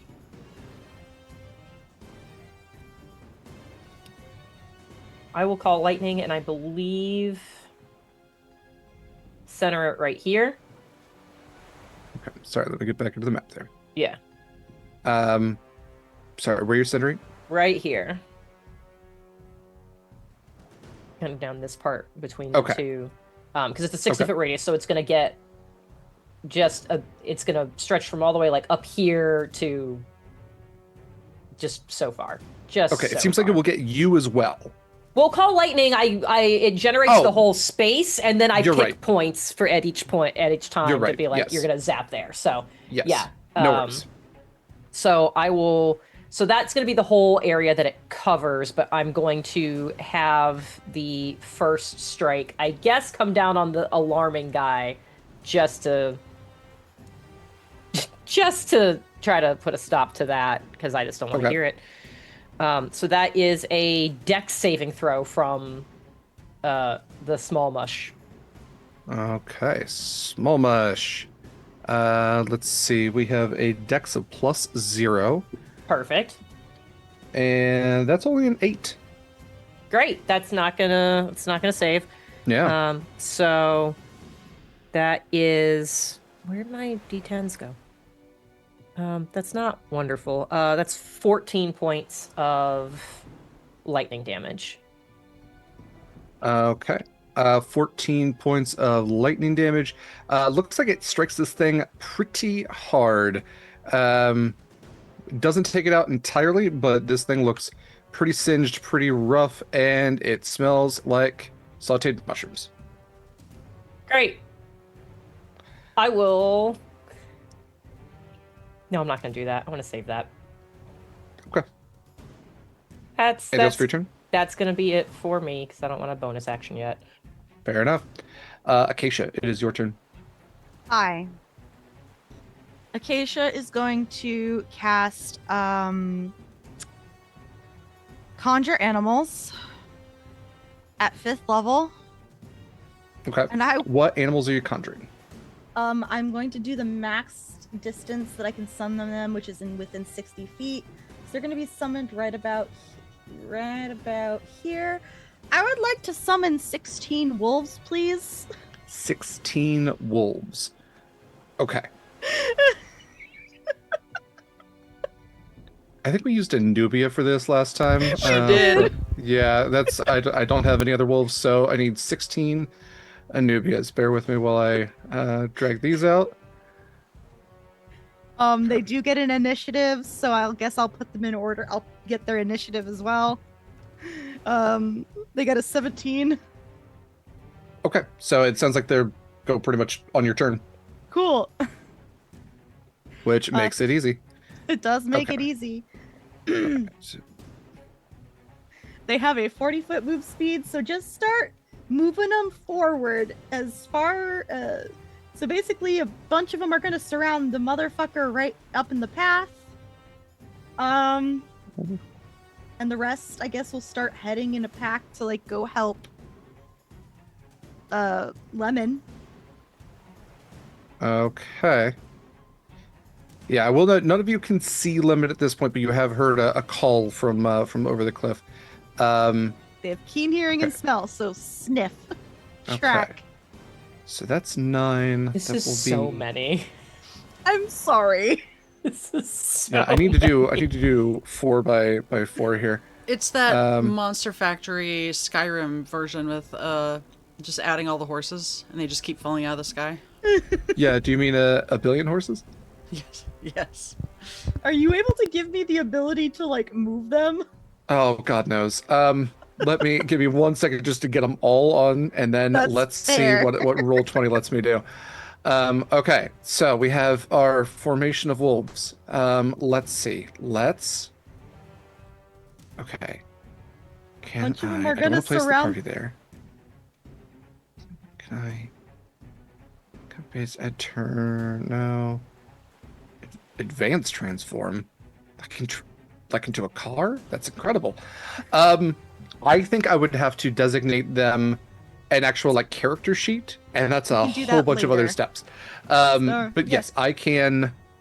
Just put as many as you can to surround that guy right in front of it. I can do that. And then have them continue moving. The rest of them continuing moving forward. Okay. They have a 40-foot move speed. If they have to take a double movement, go from there. I think I can get 10 to attack the one in front of it. 1, 2, 3, 4, 5, 6, 7, 8, 9, 10, 11, 12.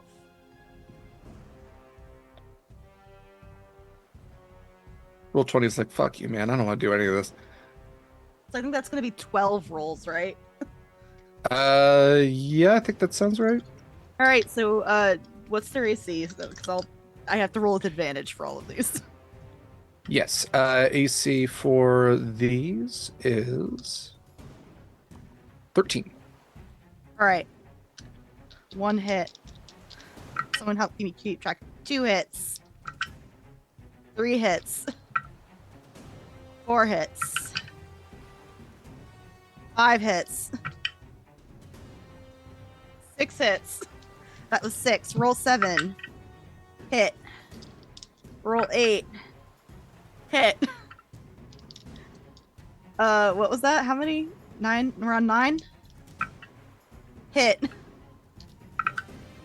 I got a 14 on the die, so hit. I have 2 more rolls. Miss. Hit. 11. So 11. Derek, I'm just gonna use the average roll. So 11 hits. 11 times 7. So 77? Yeah, I don't know how many hit points it has, but I hope it's dead. At 45. So yeah. Yeah, you were able to surround this thing with wolves, and the wolves eat this mushroom. This mushroom is larger. The spots on top of its orange cap are somewhat spiked. It's taller, more slender. It has that stalk is lined with vertical eyes, but not for long as those eyes close, and your wolves have a nice shiitake dinner. The 4 that hung back with they'll move and use a double movement to get to the one that's like right here. Gotcha. Yeah. They can't attack, but they'll go there. The one that's further south, or the one that's off to the one that's further south. Okay. Yeah. South. I got you. And as my bonus action, I will use my wild shape to summon my cutie mark and have it so I have a advantage on like concentration or something. And then Okay. I will move, but if we can, I'll do that, and we can go on to someone else's turn. Next in the order then is was going to be that melee Myconid. That is the orange cap ones. So a couple of them have wolves surrounding them now. So they are going to take attacks at some of these wolves. Let's see, wolves have an AC of 12 and 11 hit points. So they can make I have AC 2. 13. I'm looking at the 2024. So Oh, okay. yeah, 2024 for wolves has AC legacy. 12 and 11 hit points. Close enough. Okay, yeah. I was gonna say it's within 1. These Myconids have a +5 to hit, so that is a 14, and that is a 19. So let's see. I think that's going to be just enough to maybe take out one wolf. Let's see. Okay. Yes. The southern Myconid, there we go, is going to take out just one of the wolves with the first attack. And another one with its second attack. And then their movement is 20 feet. I don't think they're going to be able to reach. I will have another one that is... What is the distance for that? 35. Okay. It would use its dash to run to the assistance of the other one. Reach about right there. Actually, how far was that? That was... Yeah, it was 25. So it will not be able to attack on this turn, but it is going to post up right about there. The other one that's further south is going to start making its way. It is difficult terrain moving down these mushroom stumps, so it will reach just about right there. There we go. Okay, that is all of the ones left, it looks like, because one of them already got taken out. So next up in the order, we have Winnie. Okay, look. Is they people or is they plants? Because I have a terrible idea. Are humans already answers? And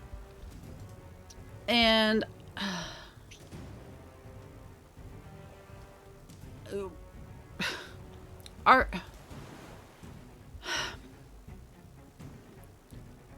no, but really, like, do they look like they're the same, like, material as, like, other mushrooms? Or do they look like people mushrooms?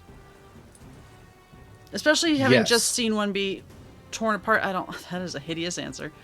Well, I mean, they're myconids. So, like, they are sentient humanoid mushrooms, but they are, at the end of the day, sentient mushrooms. They are shaped humanoid-esque, but, like, in the sense that, you know, they have non-humanoid faces. They're very alien-looking. Considering a war crime that is upsetting to me. These things, okay, different form of life. Would you classify them as a raw material, such as, like, you know, flax, or like... No, they have thought, communication. Like, these are they're monsters. Flax can't communicate. I'm struggling. Okay, I want to. Okay, I don't want to say it. I just want it to be just over. Say it. I just want it to be over. Okay. How high up? They're just fun guys. Nope. No. How high up did you say that the really ugly one is? The one that Mare won't smash? Absolutely not. What was that? 5, 10, 15, 20, 25 feet. 25 feet up. Okay. Oh, good. It doesn't matter. What I would like to do is fabricate it. At least partially. Okay. Which is, you convert raw materials, which mushrooms are, but I'm trying to figure out if mushroom people are. I would say I would not consider them materials. They have, again, like a level of sentience to them. So, because mushrooms are, but okay, sure. I would even say maybe mushrooms aren't I don't know. I mean, it's a weird one, even like on the face of it, but like that's what I was kind of. Yeah, fabricate is more like, oh, here's a plank of wood. Here is an ingot of iron. This is a raw material. Well, because you can do that with mushrooms for like dyes and stuff. I guess. Yeah, no, it's a weird interpretation. Do not get me wrong, but if I could answer, no. Yeah, no, which is fine. Which is also fine. I just need to figure out where my spell went. I wanted to reduce it instead then. I wanted to reduce him. I don't know what happened to D&D Beyond. Fine.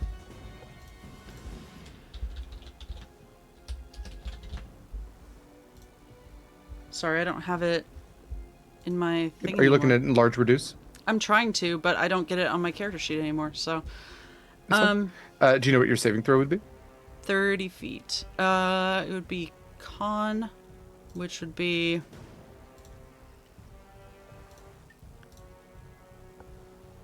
Sorry, I was just looking at it earlier, and now it's not where I thought it was. My con is +4, so... Well, it's not your con. Oh. Unless it's what your spell modifier is, right? Because he's doing a con saving throw. So you're looking at your spell save DC. Oh, you're right. It is 18. Okay, so he needs a con save of 18, and I'm assuming you're making him smaller? Yes, and I'm gonna have to move closer. Yes. Please do that. He has a con of 20, so it is a +5. At the, like, base? Is here His fine? base con is 20. He has a +5 to his con rolls. Yeah, his I'm con just saves. trying to figure out how close to move. Okay. Do you understand what I'm saying? Like, Yes, you need to get but- within 30 feet. Okay. Yes. So he rolled so a I need to 16 be on at the die. base of the Tower of Mushrooms. No. His Constitution score is 20. Yes. He has a +5 to his Constitution save. Yes. You need to be within 30 feet, right? That's what I Yes. meant by base, not base of the stock. Okay. No, Okay. but to get within 30 feet of him, I need to be at the base of his tower, right? I guess roughly. Yeah, sure. I understand Okay. what you're saying. Yeah. There were like 3 okay. bases in play there. There were a lot of bases in play. Who's on first? Okay, so he rolled a 16 on the die with a +5. That is a 21. So he does succeed on the save. Okay. Little Jeffrey is going to come with me. And I not do anything because I don't want to draw his attention more than I already have. And I'm just gonna hang out there. Okay. All right. Next up in the order then is, I believe, the Fester Hulk. Okay. The Fester Hulk had turned to look at the Screaming Myconid when Kallista passed by. However, Winnie, you have made yourself a target for this thing, so he is going to use his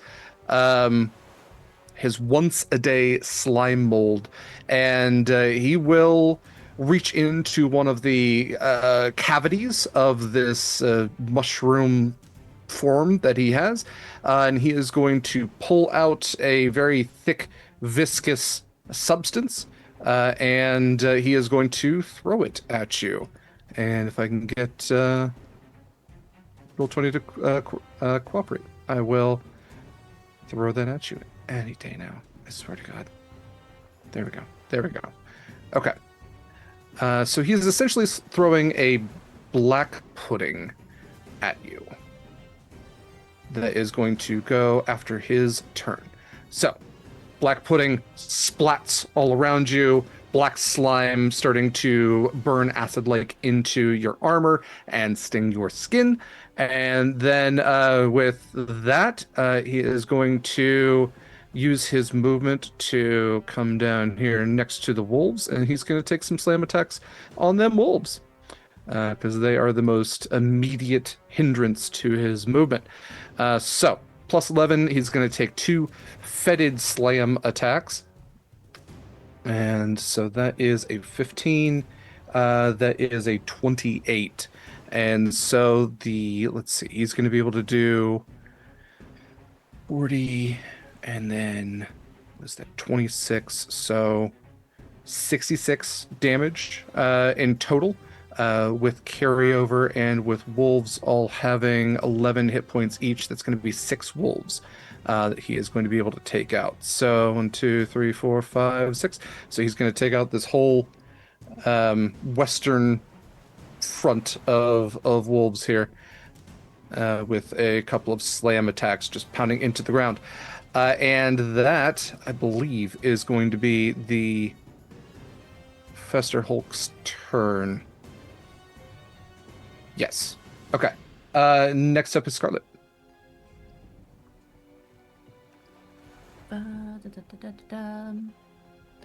I would like to. Shit. Jen, do you want to be closer to the action? You do whatever you want. I would like to move to Kallista and Dimension Doors closer to the Fester Hulk. Oh, that was the question. Oh! So, I do want to make one note. You had tied yourself to Marcus. Fuck, you're right. I did. Never mind. There's no Surprise, icon. Marcus! So never mind. We are not dimensioning door fucking anywhere. I will move closer in because I can't see shit from here. So boop boop. I can get well, nope, I don't want to be on top of Kallista. Well, I mean... God, Proximus leads for one can't blame episode. you, so, yeah. In front of her himbo? I would then like to Eldritch Blast the Fester Hulk, please. Okay, go for it. That is a 25. Yeah, absolutely. Okay. That is less good. That's a 16. 16 still hits. Oh, and that's a 19. All hits. Hell yeah. Do I have enough d10s to roll this damage? Absolutely not, so I'm gonna have to roll an extra. 10, 16, 8 plus 2. So 18 points of damage. 18 points of damage. Okay. All right. Let's see. What is that? That's... There we go. Anything else for your turn? Just tugging my husband away around. Well, let's have some praising, shall we? Kaila Marie. I do apologize. I did That's forget. not what... I'm gonna stop talking. I had said the black pudding was going to go on the Fester Hulk's turn, and then it didn't, so it is going to go now.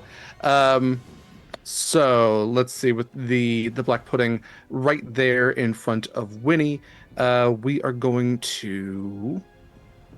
I guess it's got its dissolving pseudopod. We're going to see if we can...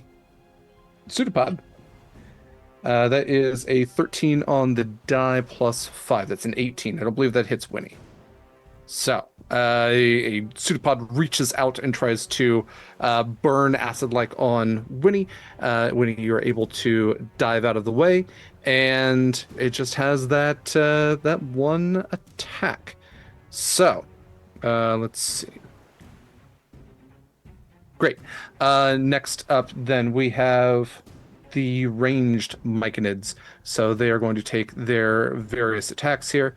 These are all going to be just +2. So let's see here. Kallista, the one saw you. It's going to try. That's an 18. That does not hit Kallista. Another one is going to try at one of the wolves. That's only a 4.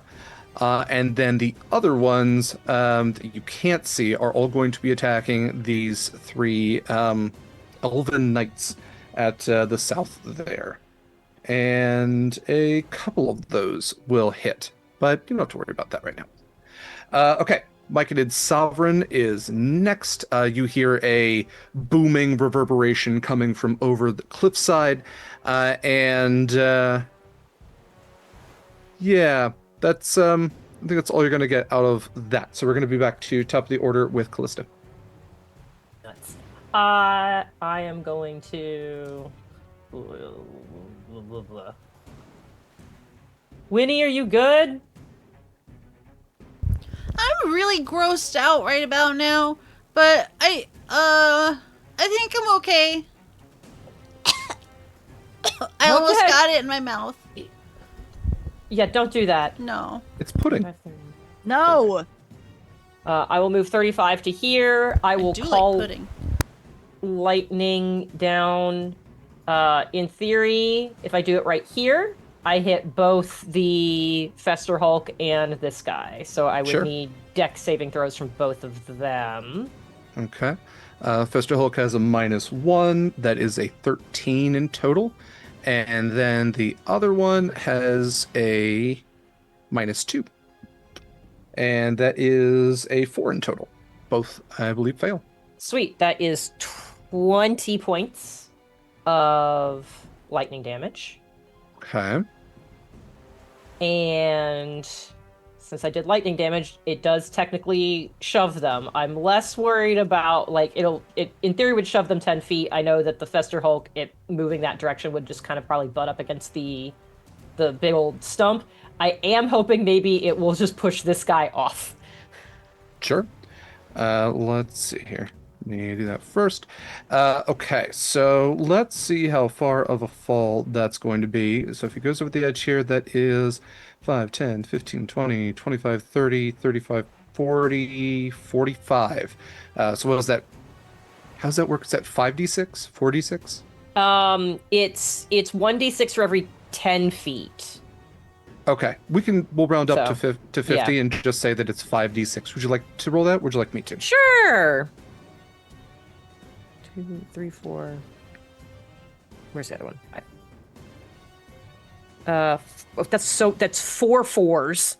So 16 plus 6, so 22. 22. Okay.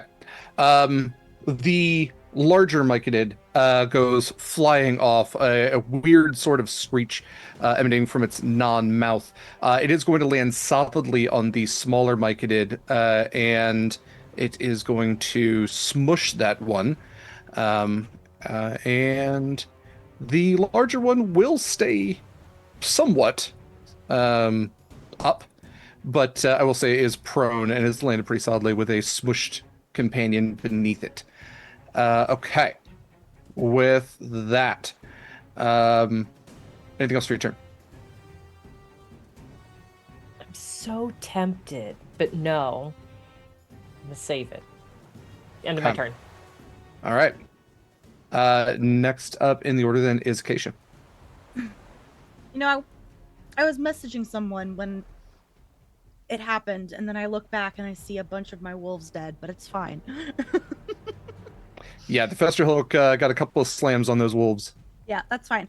Before I do anything, I had a quick question for you, Derek. This is in regards to D&D classifying mushrooms as plants. Yes. Blight. Is blight going to affect it in that way? Technically, yes. Okay. Because I know you said no, but also... Okay. And also to that, to make one specification, because I hate when you feel like you've wasted a spell. The Fester Hulk is not a plant. It is classified as undead. Got it. Cool beans. Oh, that's very good to know. But all the other myconids are? They are classified as plants. Cool. I think if it's okay, I'm gonna have my wolves go first since we both have 17. Yeah. The two that are near the little guy, that's not the Fester Hulk, are going to attack that one. I'll do that one first. Super quick. Okay. That is a hit, because you said they had AC 13, right? Yes, I believe that's correct. Okay. Yes. One of them, it was one hit. So 7 damage. And I forgot that these have DC 11 strength saving throw or be knocked prone. Can these things be knocked prone? They can be, yeah. Okay, so DC 11 strength saving throw or be knocked prone. All right. And then the rest of the alive ones that just kind of mauled the guy are gonna run up to the Fester Hulk and also maul that one. Okay. Or attempt to. I got a 19 on the 23 for the first one. Yeah, 23 absolutely hits. People can. I'm gonna keep count of how many. If someone else can keep track of my hits, please. Those are 2 nat ones. That's not gonna hit. That is a 21. Okay, that hits. So there's 3 rolls, 2 hits. That one's probably not gonna hit. That was an 11. Yeah, an 11. Actually, 11 does not. Okay. What about a 14? 14 is exactly what you need. Cool. So that was 5 hits. No, 5 attacks, 3 hits. Okay. And the last one hit, so I think that was 4 hits. Yeah, you really hurt my math brain, but yes. Yeah, I got 4 hits, so 28 damage total. And I don't think it will fail, but 4 DC 11 saving throws.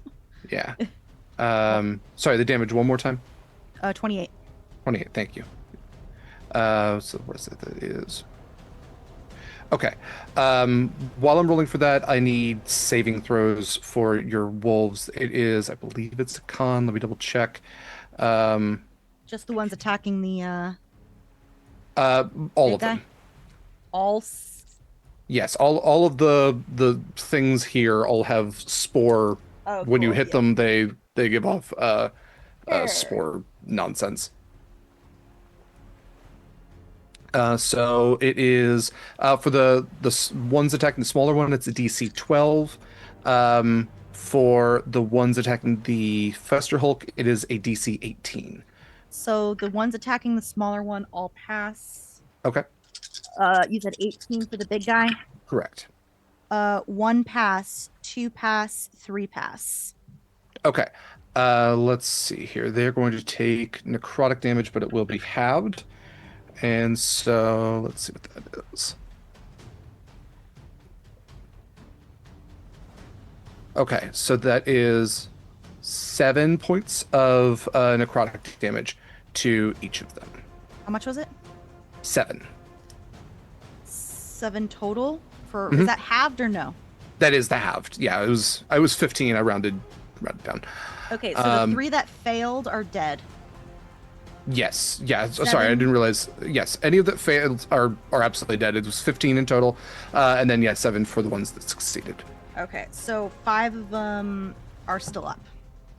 Cool. All right. So let's see. 1, 2, 3, 4, 5. So we'll take that one off. All right. Next. Or anything else for your turn? No, that was just the wolves. I still gotta take my turn. Right. Yeah. Go for it. I am going to move forward a little bit, which I'll do at the end of my turn, maybe. Hold on. No, I will come up to Kallista, I think. And then I will... Winnie, how you doing? Yeah, I'm okay. Man, I could have been saying this in the mind link. Then I wouldn't have to open my mouth. You good? Are you good then? Yeah, I'm okay. Okay.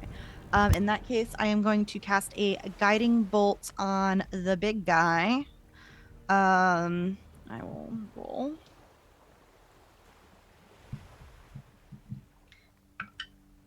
That is a dirty 20. Yeah, absolutely. Love that. Where is it? That is going to be 4d6. And then whatever attacks it next will have advantage. Mm-hmm. So 6, 10, 13 points of radiant. 13. All right. That is...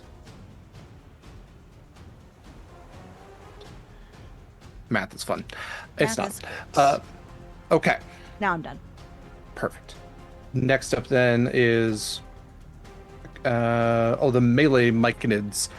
So let's see. One got pushed all the way down there. One still has a couple of wolves, and one is making its way down to the beach. So let's have the one that's going to attack the wolves here. Let's see here. Where are you? There you are. Okay. So attacking the wolves, we're going to take two slam attack. You can take out 2 more of the wolves that are surrounding the big guy. Okay. I will do that. Okay, those are 2 successful attacks, and so the 2 wolves that are surrounding the melee myconid are both going to get taken out as well. Okay. And then I'll take out 2 of those other ones.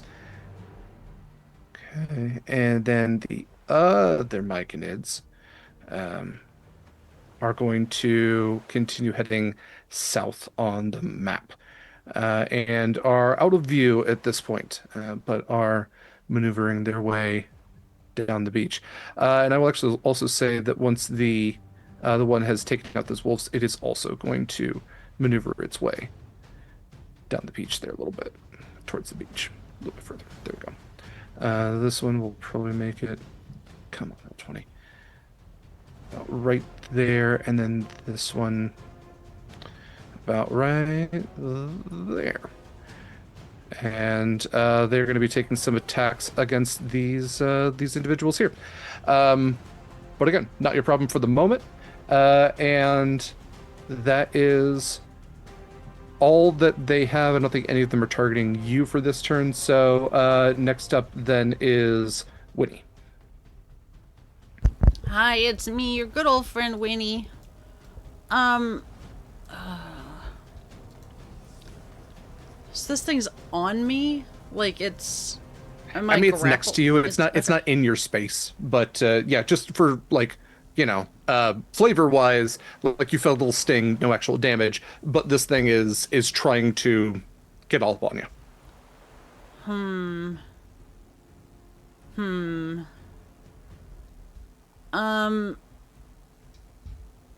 I would like to not. So,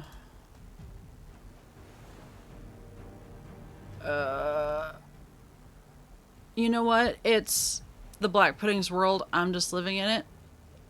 How far does this go?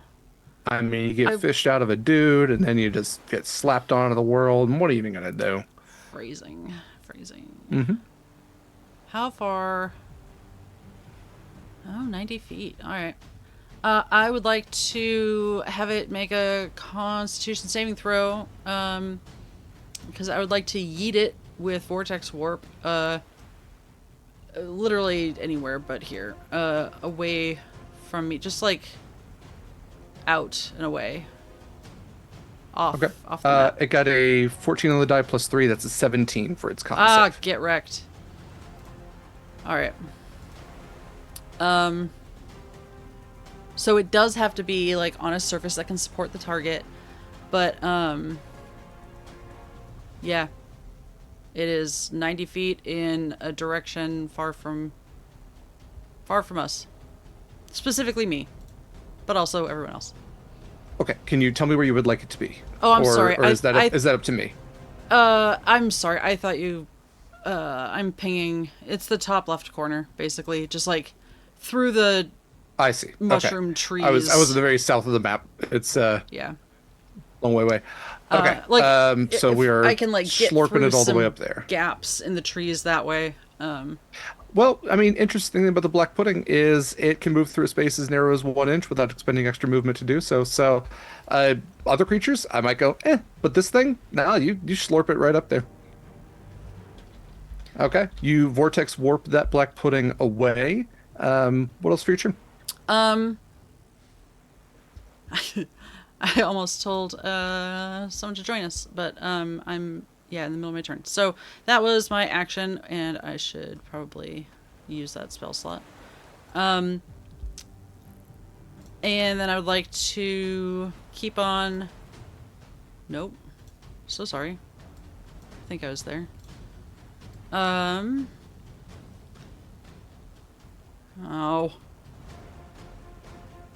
Yeah, I'm gonna do it. I'm gonna get up next to this dead one. Little Jeffrey will come with me. My god, Kallista is so little next to Acacia. So funny. Yep. And you two haven't taken any damage, right? I haven't taken any. Yeah, alright. Then I'm a little damaged from the troll fight, but not a lot. It's fine. yeah, then I'm going to bonus action healing word myself. Cause I can. For 8. 8 hit points back to you. All right. Okay, and then mind the gap, but I'm going to be doing some tech stuff here momentarily. Yep.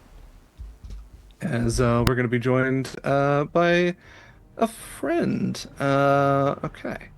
Let's see here. I'm also going to do some tech stuff real quick, but while I'm doing that, well, I was going to say it's the Fester Hulk's turn, so I'm going to multitask here pretty quick because it should just take a second. The Fester Hulk is going to, he's already spit his slime out, so we are going to just have him do his slam attacks. He can't really do too much else. Well, he can do that. Is there anybody near? Okay. Yeah, I think he's going to take some slams on those last few wolves there and see if he can free himself of that irritation. So a couple of slam attacks. It's a 17 plus 11. That's a 2 plus 11. Well, the plus 11, he's hitting the wolves one way or another. So let's see. That is, yeah, it's like 66 damage on average. Yeah, they serve their purpose well. They can return back to the wolfster life. They're Fae, technically. Yeah, they're like, oh, we're home. Oh no. They just like dissipate into like spectral butterflies and fly off. Mm-hmm. All wolves turn into butterflies. That's the Correct. See, everybody thinks it's caterpillar to butterfly. Wolf is the third final stage. People forget that. And that's science. Okay. I meant it. There we go. Okay, the Fester Hulk then is going to climb over the wolves, and it is going to stand right here, looming over Winnie and Little Jeffrey. So it seems to want to. Actually, you know what? I think what makes a little bit more sense is it is going to stand here at the clear pathway between you all and whatever is beyond that cliff. Mikyl, welcome. It's great to have you here. Hi. Mikyl, resident artist, of course. We did some of your plugs there at the beginning. You play Proximus Midnight. Hi, fam. All that. Why don't you go ahead and roll initiative for Proximus? Ooh. 12. Great. Actually, incredibly appropriate. So, to describe basically what's happened, our session began with Lemon the owlbear wrestling over the deck of many things with Marcus. Several of you were able to fend the deck out of Lemon's mouth. However, Lemon drew the Fey card, which opened a portal on the ship for all of you to pass through a gate, descend through a gate into the Feywild. Everybody except for Proximus washed up on a beach together. However, Proximus, you find yourself just washing up on a different beach now, separate from the rest of the party. What you see as you are coming to is Lemon the owlbear standing guard along with three strange-looking elves and another elf. The three elves, marked by the white helmet icons, seem to be sailors of sort, but there's something different about them. They seem... We can get to that. They're holding shields and glaives and seem to be they're like in a phalanx formation with a third elf, her skin golden, her hair golden. She is standing completely still, almost not like turned to stone, but there's a level of like she's not moving. You're kind of thrown a little bit by her appearance. Very beautiful all the same. And then there are mushroom people that are attacking all about and are kind of slamming down on the shields of these three sailors. I am going to need two things immediately from you. The first one is I need a DC 16 Wisdom saving throw. Oh.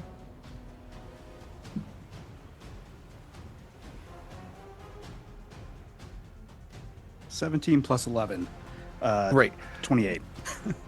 There is a moment where the beauty of this stunned elf is so overwhelming that it's almost terrifying, but you are able to get over it a little bit.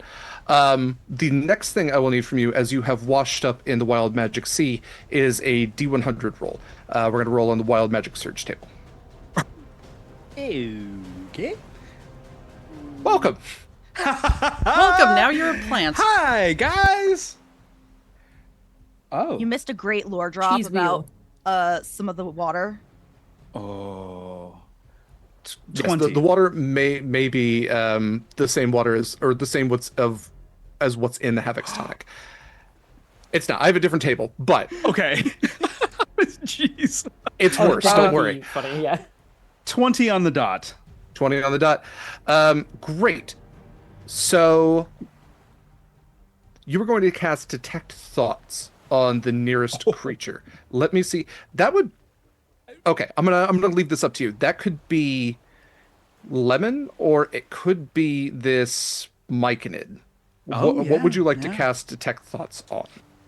Definitely lemon. Okay. Connecting What with is going Lemon, on? whose eyes look over to you. Bad, not good. Bad mushrooms trying to eat us. We need to eat the mushrooms. Well, I think that's the way it's supposed to work. Oh, also, hello. I'm glad I didn't eat you before. I am also glad that I almost did a different voice, just because I came from a different stream. I am also glad that you did not try to eat me. And I'm gonna reach in my nice little pocket and bring out the deck of illusion. Okay. Just Okay. to have it ready in my hand. Yeah. It is essentially your turn. We were on. Oh, okay. we were on 8. That's just all what happened immediately when you showed up. But Lemon does look to you. Kill the mushrooms, please. And it is your turn. What would you like to do? They are definitely not a fun guy. And then I will pull out. I'm sure that joke has already been made. Just once. It's fine. Yeah, okay. I appreciate that you Right, did right. it too. It makes me valid. It validates me a little bit. 100%. Yeah. And he's going to use his action to pull a card from the deck of illusion and try to right here. That's what got us into this mess. Oh, well, yeah. No, everyone knows about this deck. Well, technically you can't see me, so you still don't And know. now we that's all true. know about the other deck except Proximus. Yeah. You're right. It has been a minute, but we do have the deck of illusions that is on the screen there. If you would like to draw from that deck.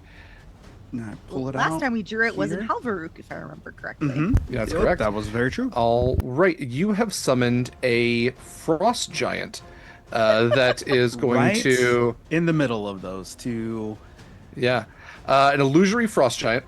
The 10 of spades. So I'm gonna make this frost giant sized. If I can. Let me. There we go. Well, we're gonna bump it up a little bit. So a huge frost giant, battle axe in hand, horned helmet, blue skin, like the quintessential monster manual frost giant. Stand there, furs, kind of like the leather cobbled together armor. Again, big white beard, like murderous blue Santa Claus, or Loki, I guess, is now standing there with like its idle pose, just kind of swinging the axe back and forth, and then just doing like the kind of idle move. Okay. Like a fighting game, just Yeah. standing there. That is an interaction, so that's your main action. Is there anything else you'd like to do for your turn? As a bonus action, I will use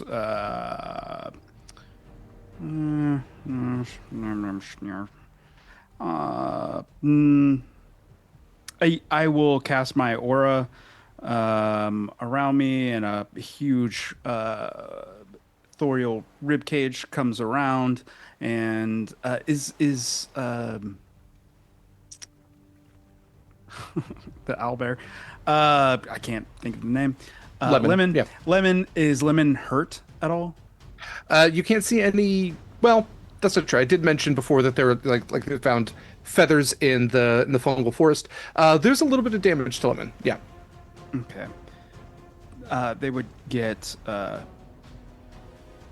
8 temporary hit points, Great. and that's my turn. All right. We are then to Scarlett.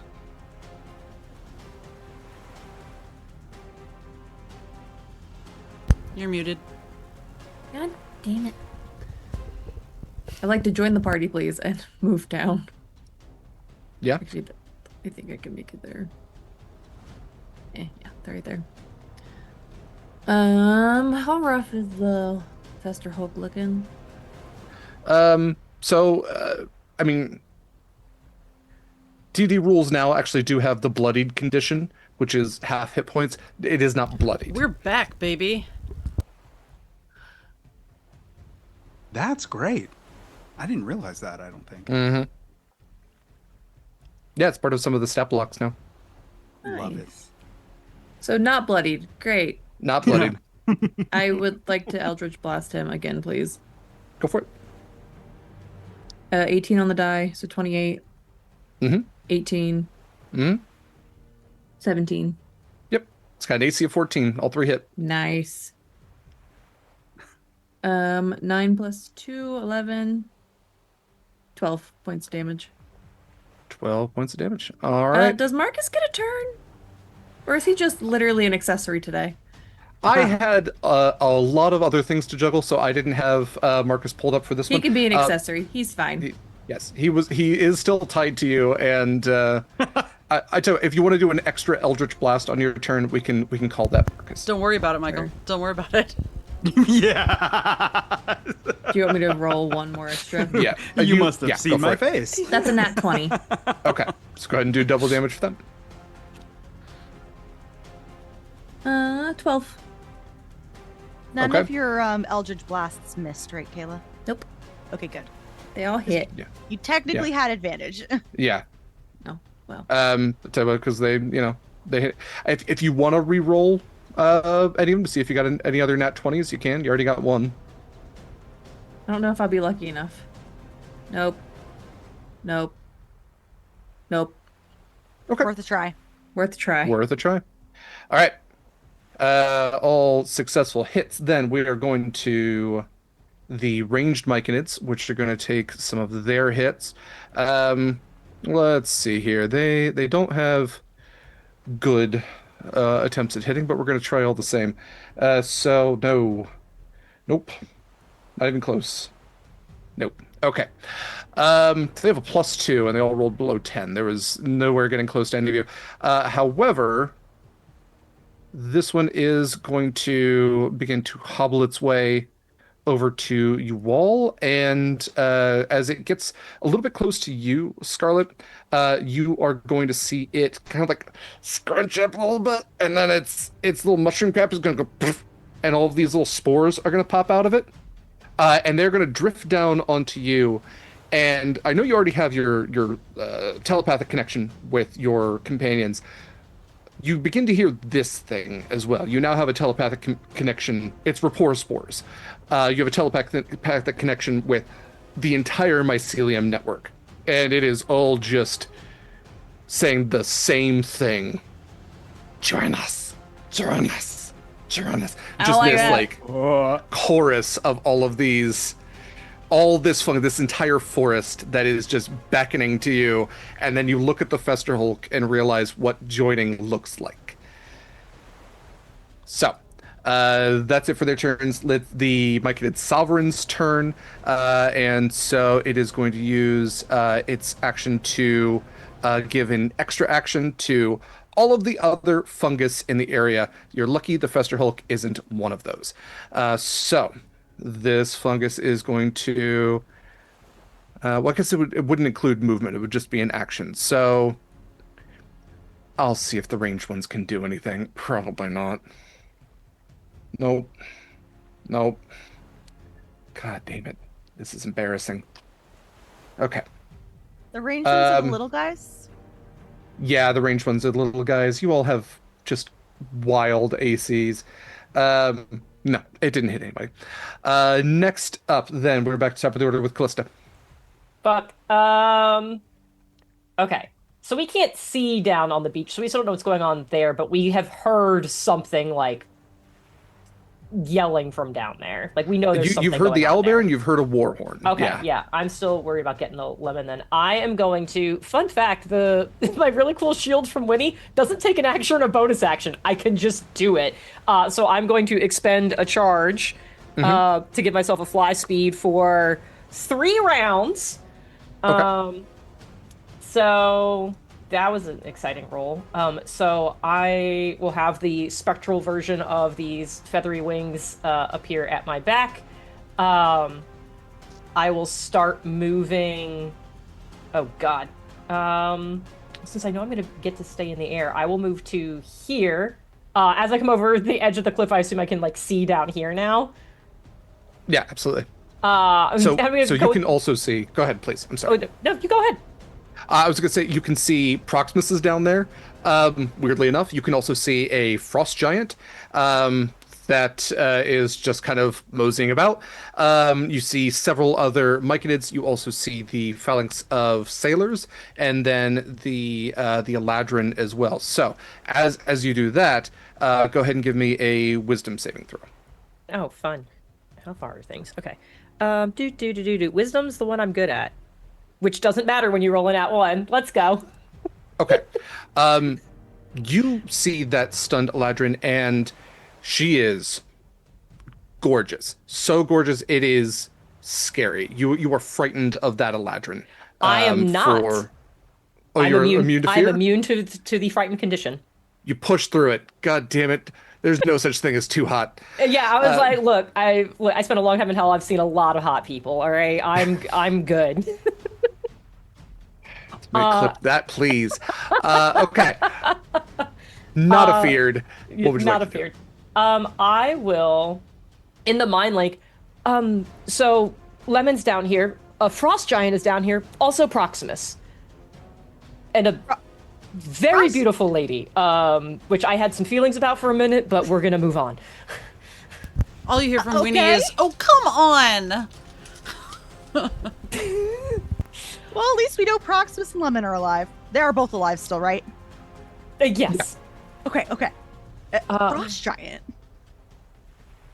It is like clear to me that Owlbear or Lemon is kind of like with these new like kind of elven sailor, not sailors, kind of squaring off. Seems to with be these. like almost protective. It's not being aggressive to the sailors. It's more Cool. aggressive towards the myconids, but it's also not like going after them. It seems to be standing like at the side of these elves. Okay. I will action because it's still within the range of where I said call lightning was. I'm gonna guess taking out the guy who is giving orders is a good idea. So I will call lightning down on the sovereign. Okay. So that's a dex saving throw. Okay. Let's see here. 1, 2. Where's my other 10? Sovereign. Oh, There it great. is. Dex save is +0. That was a 19 on the die, though. Damn! All right, so he does save, and I rolled abysmally.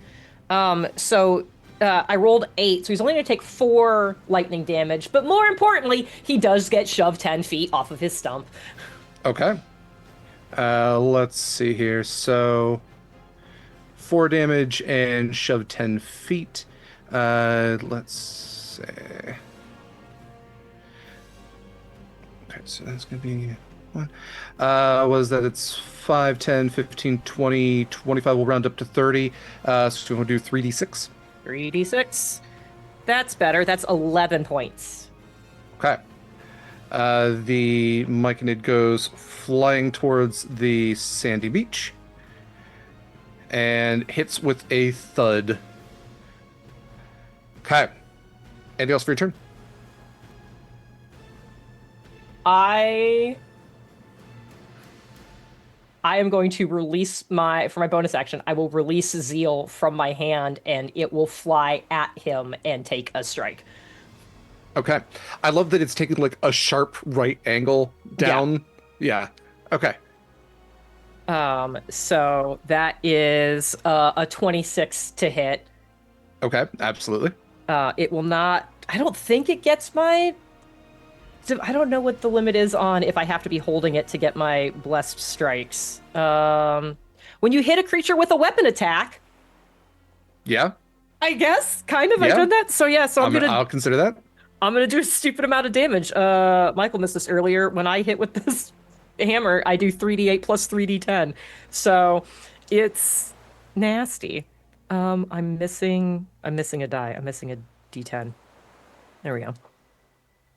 So that is for 8, 12, 17, 25, 34 points of damage. Okay. All right. Kallista, how do you take out this Myconid Sovereign? Incredible. I think like it is ultimately a mushroom, and I think it just like after it falls, it's gonna go for the thickest part. It's just gonna go for that trunk and just smush it, just like squish it and get like that indent when you press in on that those squishy bits. Just compresses it all the way down, yeah. Just compresses it all the way down, and then the hammer continues to float there, and I will catch up to it later. Okay. Later is probably close now. So as you've taken out the Myconid Sovereign, it's kind of hard to determine or decipher the difference between some of these mushrooms. You know, the melee ones had the little spiky parts on their caps. The smaller ones, you know, were ranged. The Myconid Sovereign almost like part of its mycelial form almost gave it like a cloak and a like collar to it. You almost see like the impersonation that it was going for, that like the mushrooms were trying to appear more humanoid, more like they were representing a culture, and this was the finest of them. I'm just imagining it looking like Doctor Strange. Kind of, yeah. Red capped, absolutely. But as you have taken out the like, so if Acacia is the person that connects all of your telepathic connections, you've taken out the center hub of these telepathic connections as well. And Kallista, you have taken out all of the other mushrooms as you watch each of them begin to start to decompose, almost fall into and assimilate into the mushroom stumps around them, reforming into the island itself. So you all are out of combat now. Very well done. What happens to the big guy? It went down to it. All the mushrooms have lost their constitution. I put the sovereign on there, just thinking, you know, if you do take it out, take them all out. But who knows if you're gonna go for it? You have solved my mushroom puzzle. So now he's a mushroom. Well, he was powered by mushrooms. He was. We went over that. Drugs. They're just mushroom drugs. Yeah. Sentient mushrooms. As all mushrooms kind of are. I don't know. It feels weird. Okay. Yet. And yet. All right. So, with that then, let's get us out of battle music, at least. So you all can look down. Proximus, you're already on the beach. But you all look down to see beyond the cliff's edge is Lemon, standing now a little less on guard, but kind of worried, looking at this petrified Eladrin. And the three guards, sailors that have their shields up and their glaives have turned to kind of like shoo Lemon off, but Lemon is not having it. There is still an illusory frost giant that perhaps you can tell is illusory because it's not reacting to literally anything around it. What would you all like to do? I'm gonna, since I only have another 12 seconds of flight before I plummet, I will move and finish. I will fly down here and on my way use technically a bonus action to call the hammer back to me and catch it along the path to at least be down here before my wings dissipate. Gotcha. I'm gonna cast Speak with Animals and start making my way down to Lemon. I'm gonna hop a ride Scarlett. on Acacia. That's fair. Okay. Scarlett, you also do hear the sound of a million screams all at once before they that disconnection happens. No damage, just, you know. Was Marcus kind of- affected too? Was I a lone wolf and experiencing that? I would say he had the rapport spores as well, since he was tied Yeah. to. So you two share a look. Well, Shared horror experience. Got it. yeah, you know what it's like to hear mushrooms scream now in agony. And that will bring you close together, hopefully. Okay. So, Yes. Heading down to the beach then. Go ahead and give me insight checks. Sight. Fuck is my here? No. 16. Oh, I got Also 16. 13. The fuck is my Acacia die? 24. All right, my insight I is got a +6. I have a plus 10. I just 18. rolled like garbage. Okay. And Mary, make sure, because I'm pretty sure insight is intelligence, so make sure that's at disadvantage. It's wisdom. Oh, it was wisdom. Okay, I was wrong. Okay. Acacia and Proximus, I think, are the two to clock this more than anyone else. The sailors, these are all Eladrin. For any of you, when you're academically inclined towards the Feywild, you would know that Eladrin are they're the elves that stayed home. They're the ones that are most adapted for the Feywild and represent different aspects of it. Again, there's the aspects of the seasons, the aspects of the times of day. And the elves that went to the material plane adapted to that. That's the whole concept of elves, is their adaptation. That's why sea elves exist, as they adapted to their environment. What you're looking at are summer Eladrin. They are golden skinned, golden haired, beautiful. Their armor, well, I guess their armor typically would be very summer-like and golden. However, you can see that she is wearing black leather armor, a captain's coat, a tricorn hat has fallen next to her as she is again standing stunned in place. The sailors are all dressed in kind of what your kind of sailor, like pirate garb, but Proximus and Acacia quickly, like you check that beneath those ratty sort of pirate, clothing is really fancy armor that's subtly hidden beneath it. Breastplates, chainmail, scale mail, like these, it's golden. It looks really nice. It looks probably magical. The shields that they have, also incredibly nice. Not something pirates would have. The glaives, like the smudges on their face almost looked tactical at a point. It's like they're cosplaying pirates. Right.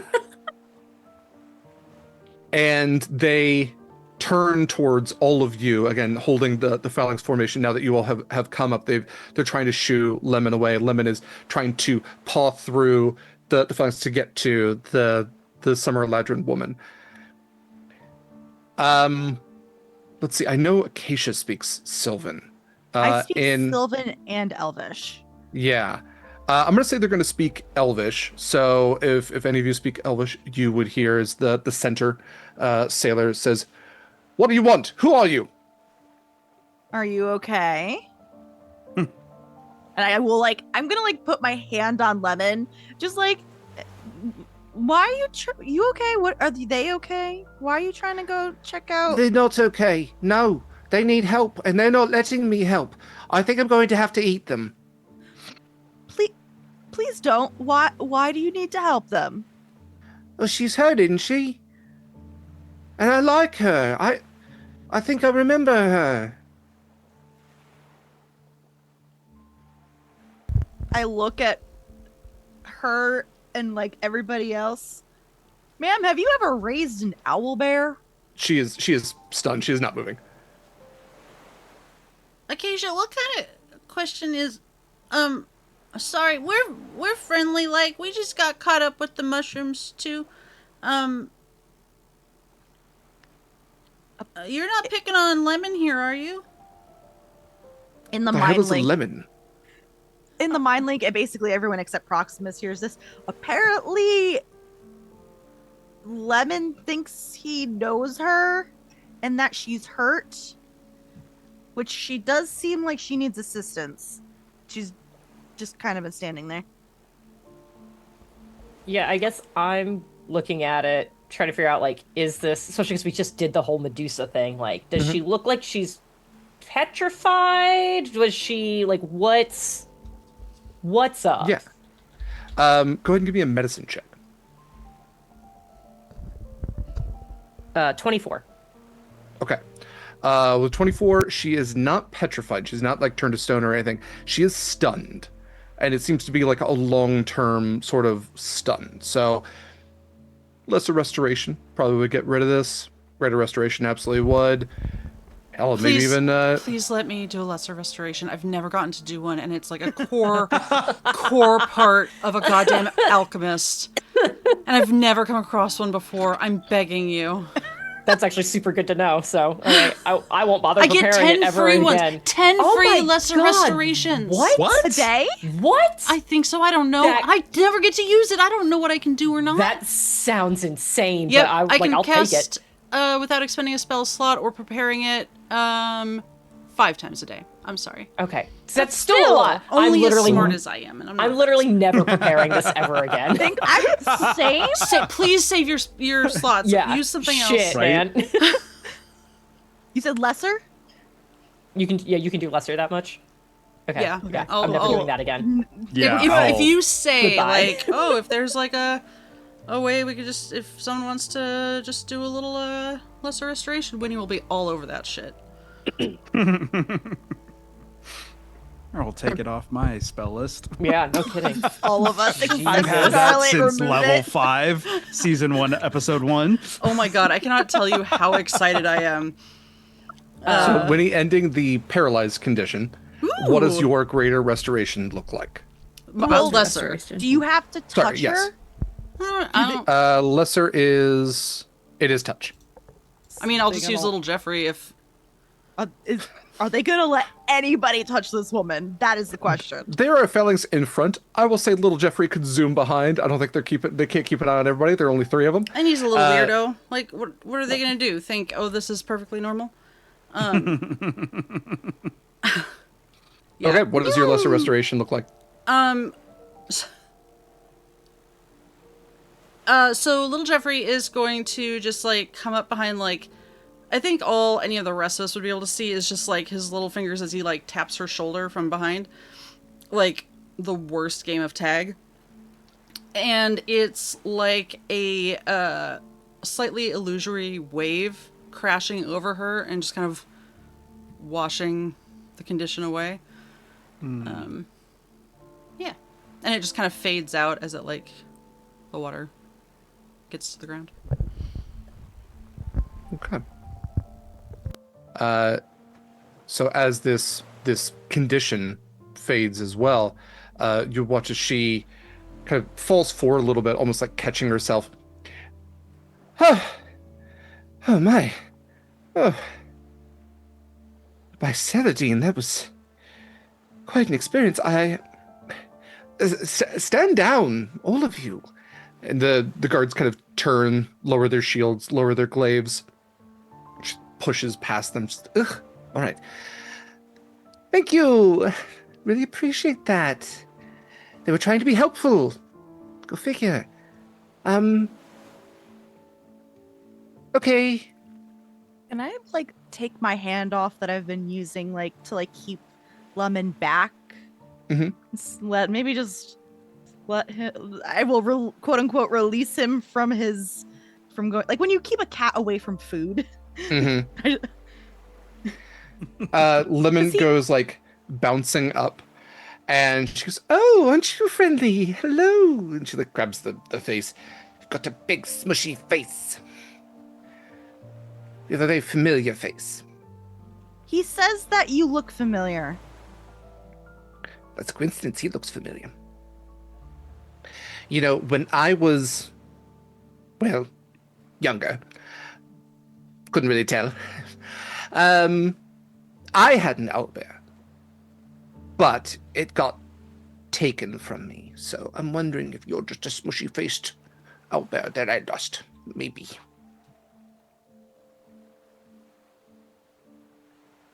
Anyway, maybe.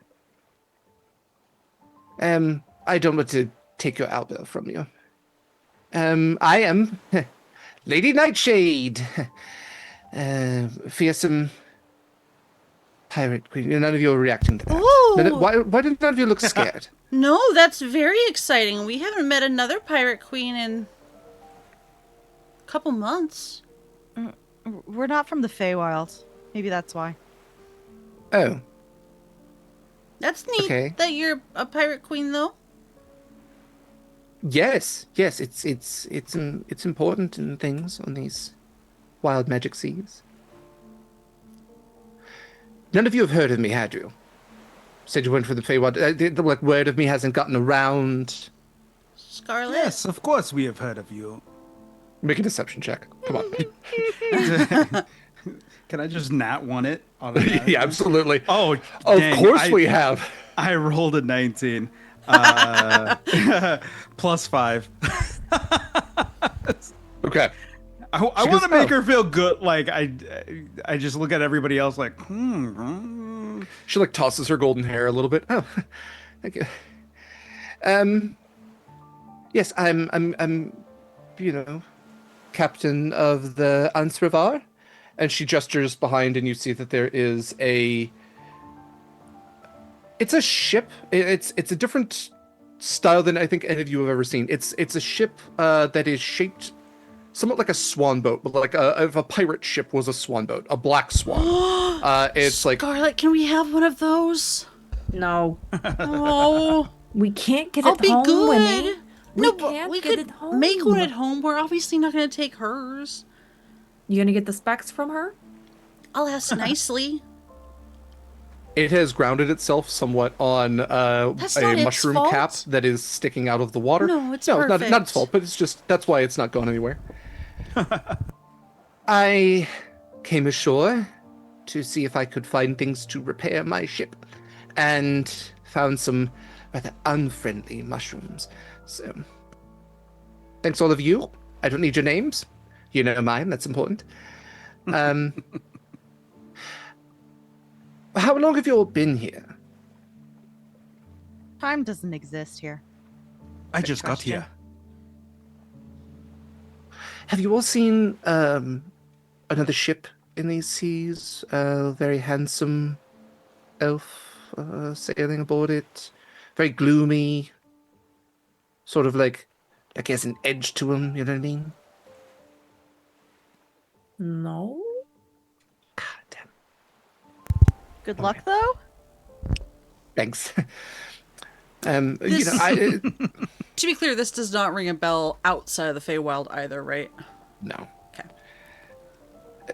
Okay. If you happen to see Captain Fearwin, Zanavan, Zan, if you want to shorten it, just let him know that Lady Nightshade is stalking these waters. Maybe. I maybe wouldn't use the term stalking. Well, I was doing a lot better before that fucking ship full of pixies attacked. Fucking pixies. Oh, I'm so glad I'm not the captain here. You're a speaking captain? of- Oh God, yeah. Where is here? Yes. We can talk about that later. It's fine. We're in the Feywild proxy. Yes. Whisper, this is whisper, the whisper. Feywild. You're in the Dusk Mine- Court? Okay. Oh, I'm underdressed. The Court Oh, of the no. Setting Sun? Well, no, I mean, it's not like there's no judge or anything, and we're not at a gala, so you're fine. I'm gonna ask Uriel real quick. Hey, have you heard of this lady? No, I have not heard of her whatsoever. She seems to be what is the word? Delusion? Bimbo. Oh, yeah. Okay. You can go back to sleep, thank you.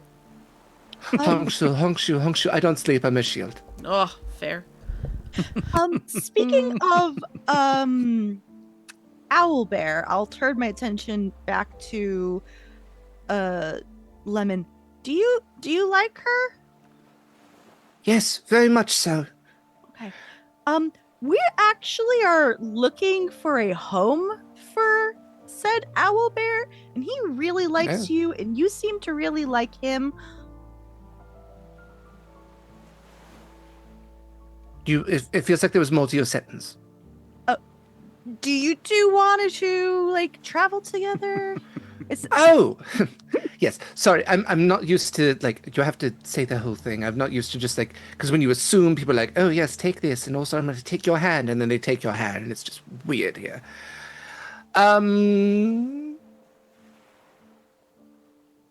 It's very nice. Like I said, I had an owlbear, but Lemon, might do be you the same want to? one. Do you want to go with her? Yes, very much so. She smells familiar, and I like that.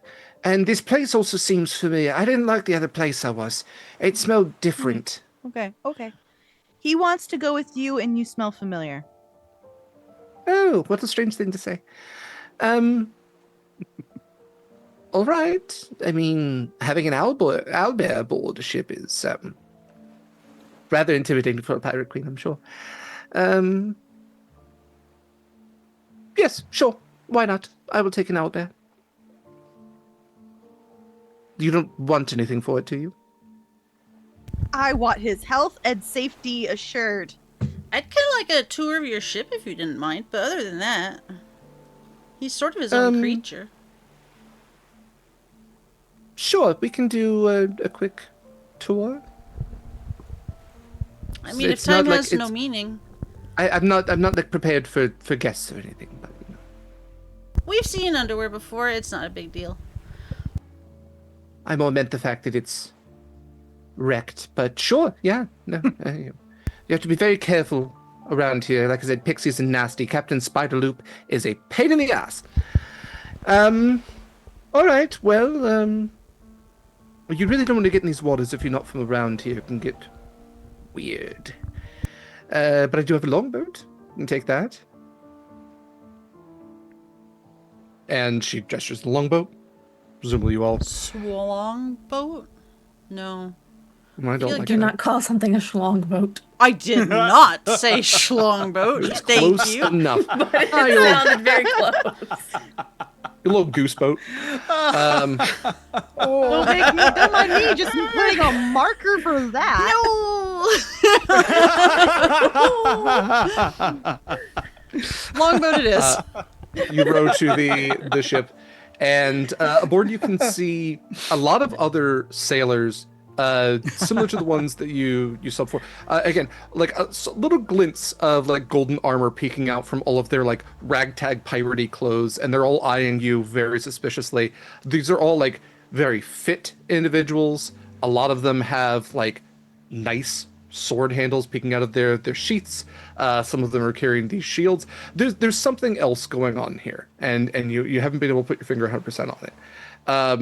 But it is otherwise a black pirate swan boat, and yeah, she gives you a tour. It's pretty standard as far as things go. There's a lot more extra dimensional spaces, so she definitely like opens the door like, don't go in here if you have anything else extra dimensional on you. It's bigger than it seems. But we can put the owlbear in really any of these. We have lots of playrooms. And this is our treasury, and she opens a door, and there is just like more gold you've ever seen in your lives, like a dragon's hoard. I mean, it's pretty small. Don't even look at it. And she like shuts the door. Yes. And that's pretty much it. Guys, do we need a playroom? I think we're very understocked in playrooms. This is pretty nice. Thank you. I think you're pretty nice. And she boops you on the nose. Aren't all the seas just our playroom as pirates, Winnie? Yeah, Winnie actually doesn't hear you because she's doing the Pillsbury Doughboy like hee hee as she's booped on the nose. God. I'm sorry. She is who she is. And we love her. The Lady Nightshade leans in a little bit and she goes, "That was delightful. Do that one more time."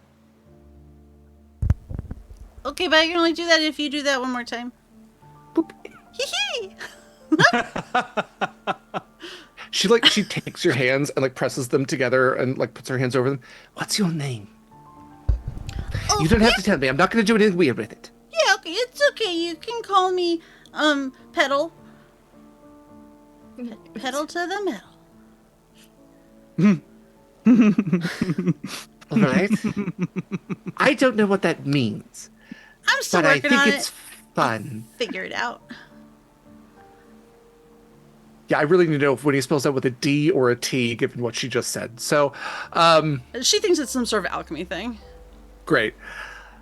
Petal is with a T, but metal is also with a T. She goes, "Petal, you are a beautiful little flower, and I love the energy that you bring. And if I could, I would keep you, but I'm not going to, because that wouldn't be fair. But I'm going to give you a little gift, okay?" Okay. gonna give you one more boop, and this one's a special one, all right? Okay. Okay. And she goes, boop, and a little surge of like golden energy just emanates out from that little boop and just flows through your body and just is gone in just a moment. Thank you. Yes. Good. Okay. All right. Well, at this point, you see a large turtle woman, has squeezed herself out of the captain's quarters. Oh my! So that something had happened to you. I saw from here, but I couldn't get over there. Oh, Prince Abby, Lady, whatever the hell your name is. I'm so glad you're right. Thank you to all of you. If you ever need anything, please don't. And you see that Lady Nightshade is like staring at her, just shaking her head. Please don't need anything because we're pirates. Walk the plank. Eric, Yes. I have a question. Please. Yes.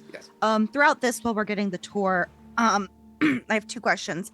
Mhm. One, does it seem like anything like is magically guarded or anything and stuff like that around?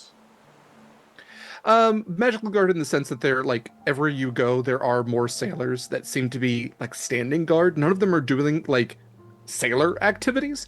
Okay. But there's a lot of eyes on you. Okay, so it seems more like the focus is on doing guard duties to her, not necessarily ship duties. Yes. You also note that there's probably some arcane locks on a lot of the doors. I think as Acacia's definitely looking, and we've done a few rolls already, you're picking up this ship is nice. It's really absolutely. nice. And like too nice to be a pirate ship. It doesn't feel lived in any way. Yeah. If anything, like it doesn't seem like there's enough food for them to be like time's not a thing and whatever. But like there don't seem to be enough supplies for them to be out here all by themselves. Yeah. Yeah, there's like I said, there's something weird about it. Is there something while she's giving the tour to like Winnie and everybody, I'm just like looking around. Is there anything that I can nick that kind of looks like an insignia of some sort or like a crest? That's Okay, a really Proximus. good question. Give me if you're looking for something like that, give me an investigation check. Yeah, I don't got good investigation. Yeah. And it's at disadvantage. So I think what I'm going to do is I'm going to use one of my advantages to make it a flat roll. Actually, hold on. I lied. I am going to actually cast enhance ability. Mm-hmm. And I'm going to give myself the Fox's Cunning. Mm-hmm. Advantages on intelligence checks. And if you will allow me, I would like to use an advantage to also give me an actual advantage. Yeah, we can do that. Cool. I will use these 2 dice. So it's still a flat roll for me. Well, I don't have a bonus as in that, but you will have advantage. Yeah. Yes. Come on. I only got an 11, which is par for the course for me. I'm not Proximus, but I'm not Winnie. What I will say with an 11, because I really do like this, you see on one of the sailors, like part of his tattered garb is like brushed aside as he's moving. It gets caught on like a door handle. It gets caught on a hook. And it moves aside, and for just a moment, you do see an insignia. It's not something you can grab, but you do clock it. And it does appear to be a royal insignia of some sort. Maybe not one you've seen before, but you sure know what like elven royal insignias look like. And this one has, it has a symbol of almost like an Art Nouveau-esque sunrise is I think the way that you would interpret it. It's not necessarily a sunset. It doesn't appear darker, and like the gold of it all and being a summer court, it definitely seems more like a sunrise insignia with some elven this is script not around a it. realm of summer court. Not where you are currently. Yeah. Is there anything I can nick?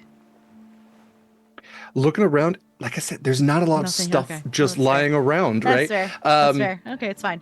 But I do. Yeah. I commit that symbol to memories. For sure. Okay.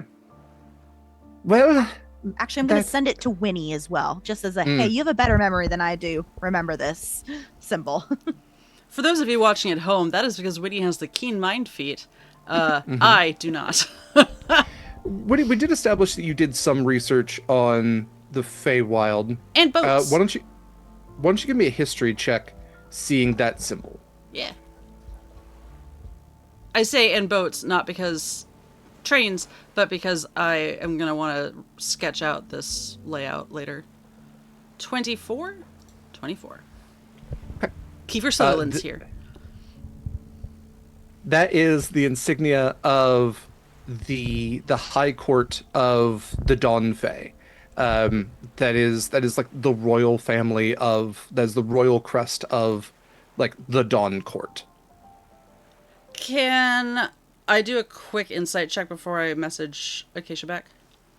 Sure. I forgot I was going to have to roll that. 11. I was trying to figure out if Eva had feelings, but does Winnie clock what's going on here? That was an insight. Yeah. I don't think you're necessarily picking up on that. I think with the boop interaction, Yeah. I think you're just like, you know what? finally, Valid. a peppy pirate. Finally, somebody who can match my energy. She gets me. She really gets me. I'm just gonna. Did you send that just to me, Acacia? Yeah, just to you. Just be like, hey, I'll respond in kind. Then I'm not gonna broadcast it to everyone. Yeah. Don't forget this. Oh no, I won't. It's Dawn Court business. I'm incapable of forgetting. It's a gift And and a I'm gonna curse. live for centuries, and it's just gonna be trauma all the way down. You can tell me about that later, but thank you Yeah. for the yeah. So, I need to repair my ship, and I have an owlbear to feed now.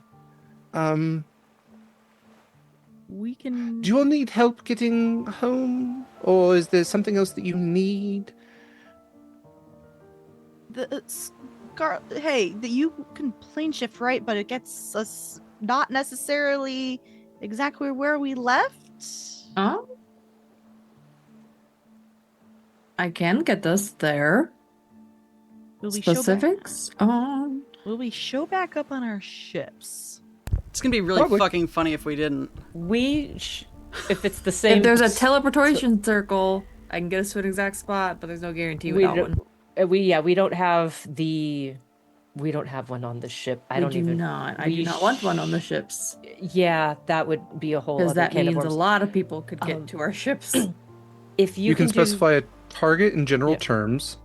Yeah, You appear I know in what that has been established from when you guys are Yeah. trying to plane shift in the Plane of Fire stuff, since I just watched that, is that plane shift specifies you will land within eyesight of your target. There's no guarantee of Eyesight's good enough. Yeah, so it's We like can swim. the example is like, oh, if we wanted to end up at the City of Brass, you'll be able to see the City of Brass. You might be in it. You might be very far away, but you'll be able to see it. So we might end up. They might have the changed water. that because That would I'm be looking great. at. But if we're in eyesight of the ship, I'll take it. Yeah. There are worse things. So you do need a metal rod worth 250 gold pieces and attuned to a plane of existence. Whatever. You spend 250, it'll be fine. If you know the sigil sequence of a teleportation circle in another plane, the spell can take you to that circle. The teleportation circle is too small, blah, blah, blah. So it does say, this is 2024, you appear in or near that destination as determined by the DM. I know the DM. We're friends. You're friends with yourself today? Most days. So, some days, ooh, Wow. he's kind of an asshole. But yeah, we did already previously establish that you were going to appear back on the ship. Okay. Anything else that you all wanted to do in the Feywild? You have found a new home for Lemon. Lemon has gone into one of those playrooms and is just bouncing about. Has like a big ball that he's playing with. Thank you all so very much. I didn't like being in the mirror very much, but that's fine. I get over it, I suppose. And now I feel like I'm going somewhere really nice. And, God willing, we all meet in Spaceballs too, the search for more money. I will translate everything except that last part, Eric. That's fair. Coward. I'm good. I will miss you, and I hope you have a good life here. I hope you do the same. You seem to be very stressed sometimes. But thanks for letting me sleep in your room and tear up all of your things. You're welcome. Yeah. Okay, I hope you eat lots of things that bother you. And make them not bother you by eating them. That's very sweet. That Thank was like you. a lactose thing. It's like a curse.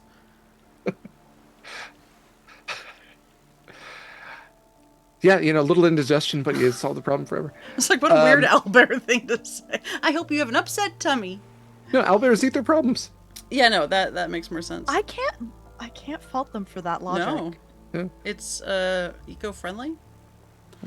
I mean, I wish I could do the same. Right. Eat the rich. Eat the fucking rich.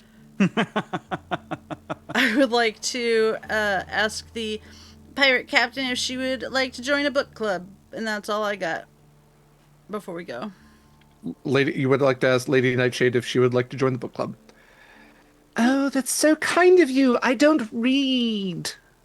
Oh, that's fair. I understand. I get busy sometimes too.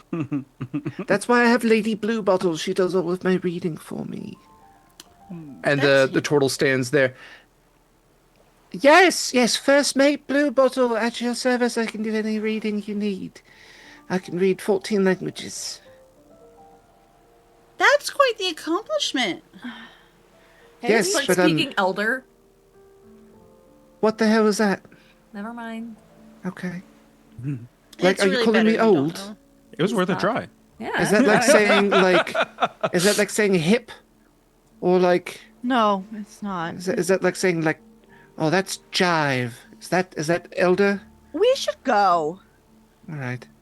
Okay, don't be strangers. Good Be luck finding safe. the guy you're stalking.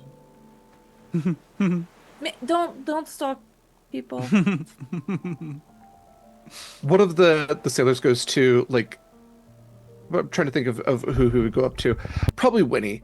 And he'll just, like, put a hand on your shoulder, like, facing the opposite way, just kind of stop you. He goes, listen, I think it's very important that you just forget everything that you saw here today. I And didn't see please- anything. Great. Please do not spread word of Lady Nightshade. We just don't need that. Our jobs are hard enough. Yeah, that's fair. I hope you get vacation days sometimes. Healthcare? Is this some sort of, like... I can't understand your dialect. What are these words?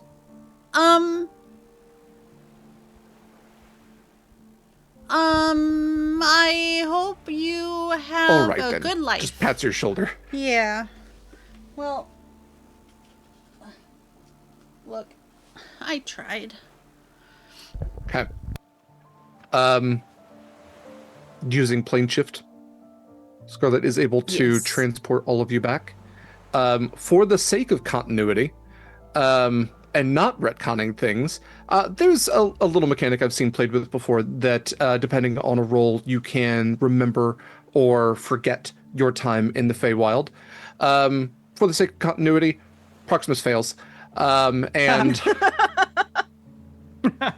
the rest of you remember your brief stint in perhaps it was the exposure to the wild magic sea just made things a little that all those detecting thoughts you couldn't detect your own memory, so teleported back to the material plane. We pick up at the end of our last session, where you all are prepared to die into a haunted sea.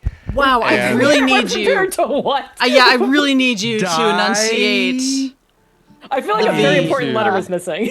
Which letter was missing? Was it The haunted? V. The V. In Oh, dive. die? Yeah, Die. we're gonna die. Yes. Yeah. Sorry. Someone drop that marker because that was. I mean, it is a sea of You necromancy, said what so you you could said. die in that sea. He said what you said. Yeah, I was like, was this an intentional? I was waiting for us to freak out, and you just go, and then just That's start like the a- outro. Right? Like That's that like a was crypt fully... keeper sort of joke. Yeah, Why don't you die in? Yeah, that's not even a good slant rhyme. Boy. That's do what that the to me, crypt man. keeper writers are really like. They're really throwing Yeah. it in that week. Yeah. All the kids know about crypt keeper. Okay, that I think is where we will end tonight, and this will be our last episode for a little while, as we're taking a little break for some real life stuff. So thank you so much for joining us for Horizons Call. I want to have these lovely people say more about themselves and where you can find more of them, and then we'll do some channel stuff and wrap up for the night. So let's go ahead and go around. Mare, if you don't mind starting us out. Hi, I'm Mare. You can find me on all applicable social media, Archmage of Dice. So right now you can just find me here officially doing your amazing Acacia, playing your amazing Acacia horse girl extraordinaire. I'm probably going to be picking up streaming again at some point within the next week or two.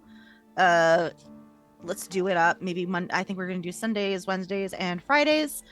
I will be also. These aren't officially announced yet, but on the 18th during Horizons call time slot at 6 p.m.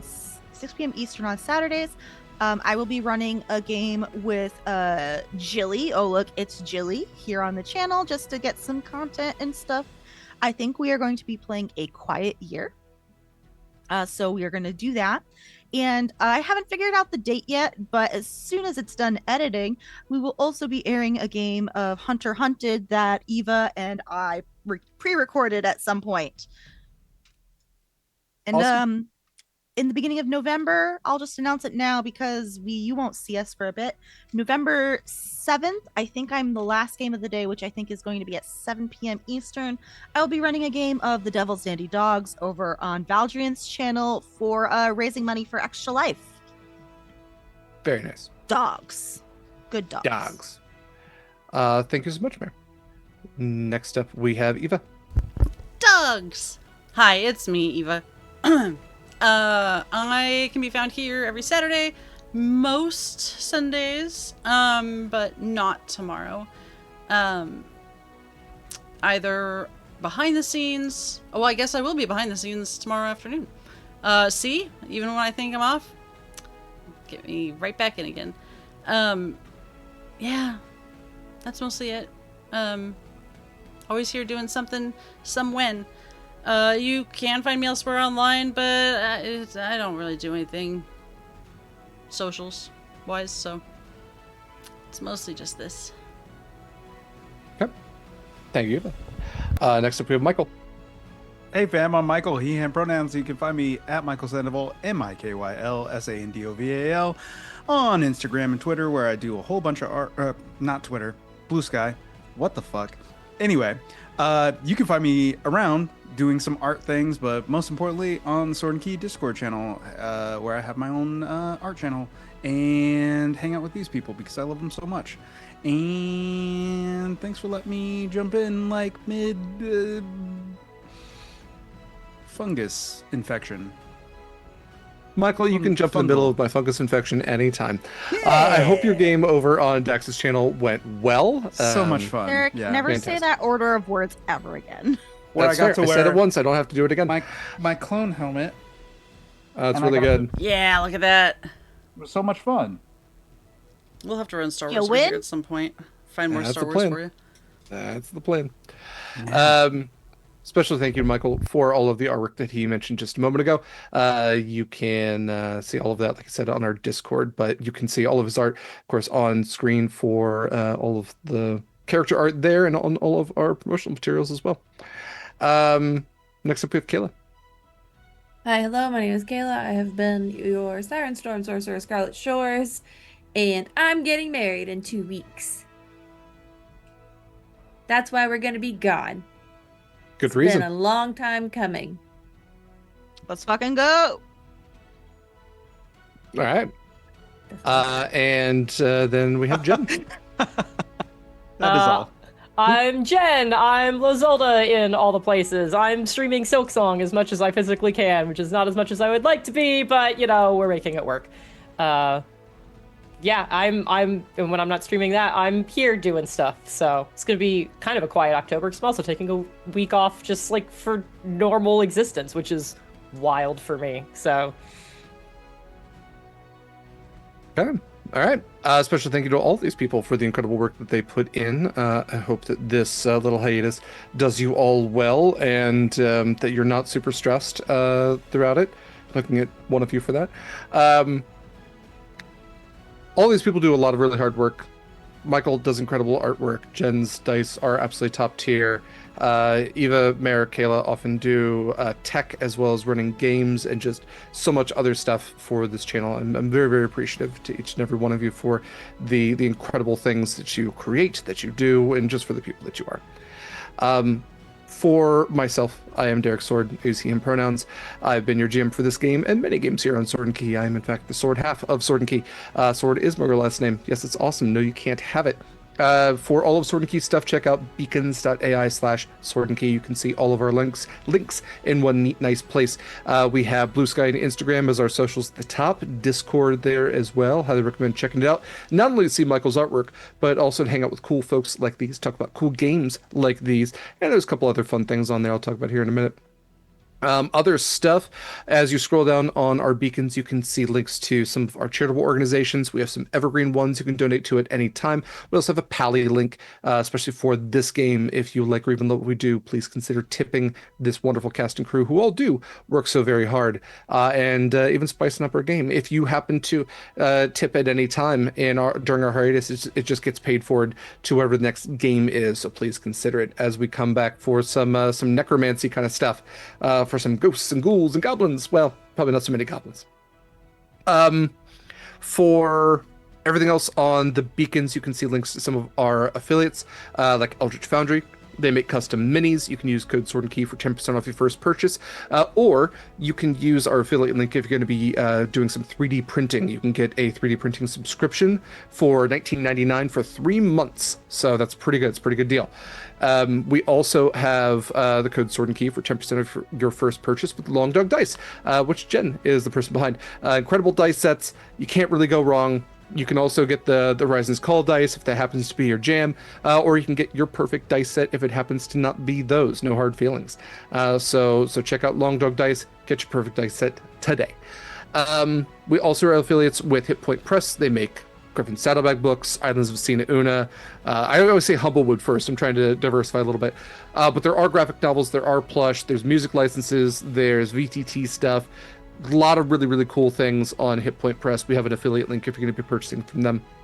As you scroll down a little bit more on beacons, you can see links to Monster Crush. It is a podcast I do with my friend LD. We talk about different cryptids, creatures, and miscellaneous monsters from myth and how smooshable they are.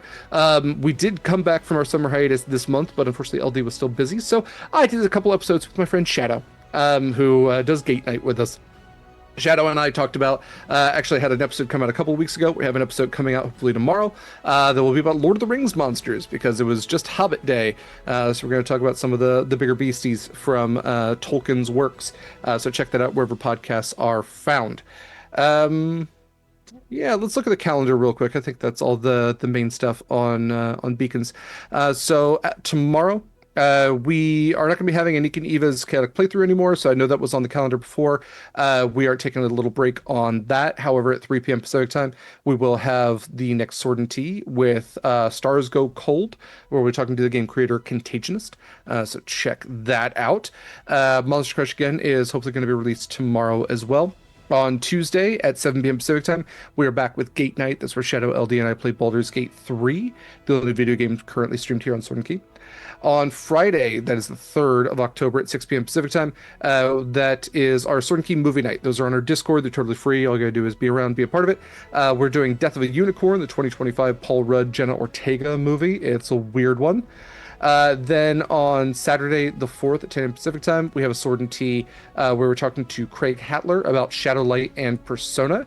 And On the 5th, we'll have Anik and Eva's Chaotic Playthrough back, where they will probably be playing the Mars game, Mars Protocol. I don't think that's it.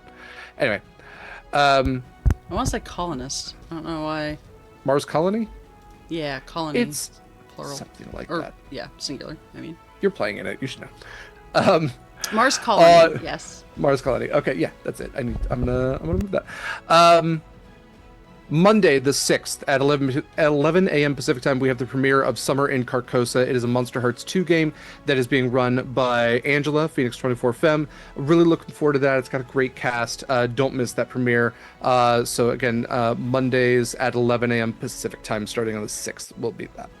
And then, yeah, things will probably get a little quiet here come the weekend of the 11th, but we'll have some other things coming up soon. We have another game that's premiering on the 19th that is Nightmares on the Frontier. It is a Wild West fantasy eldritch horror game that will be 2 p.m. Pacific time on Sundays. And I'll be playing in that.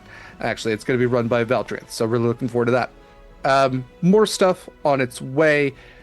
Keep an eye on our socials. We'll be posting our weekly calendar stuff.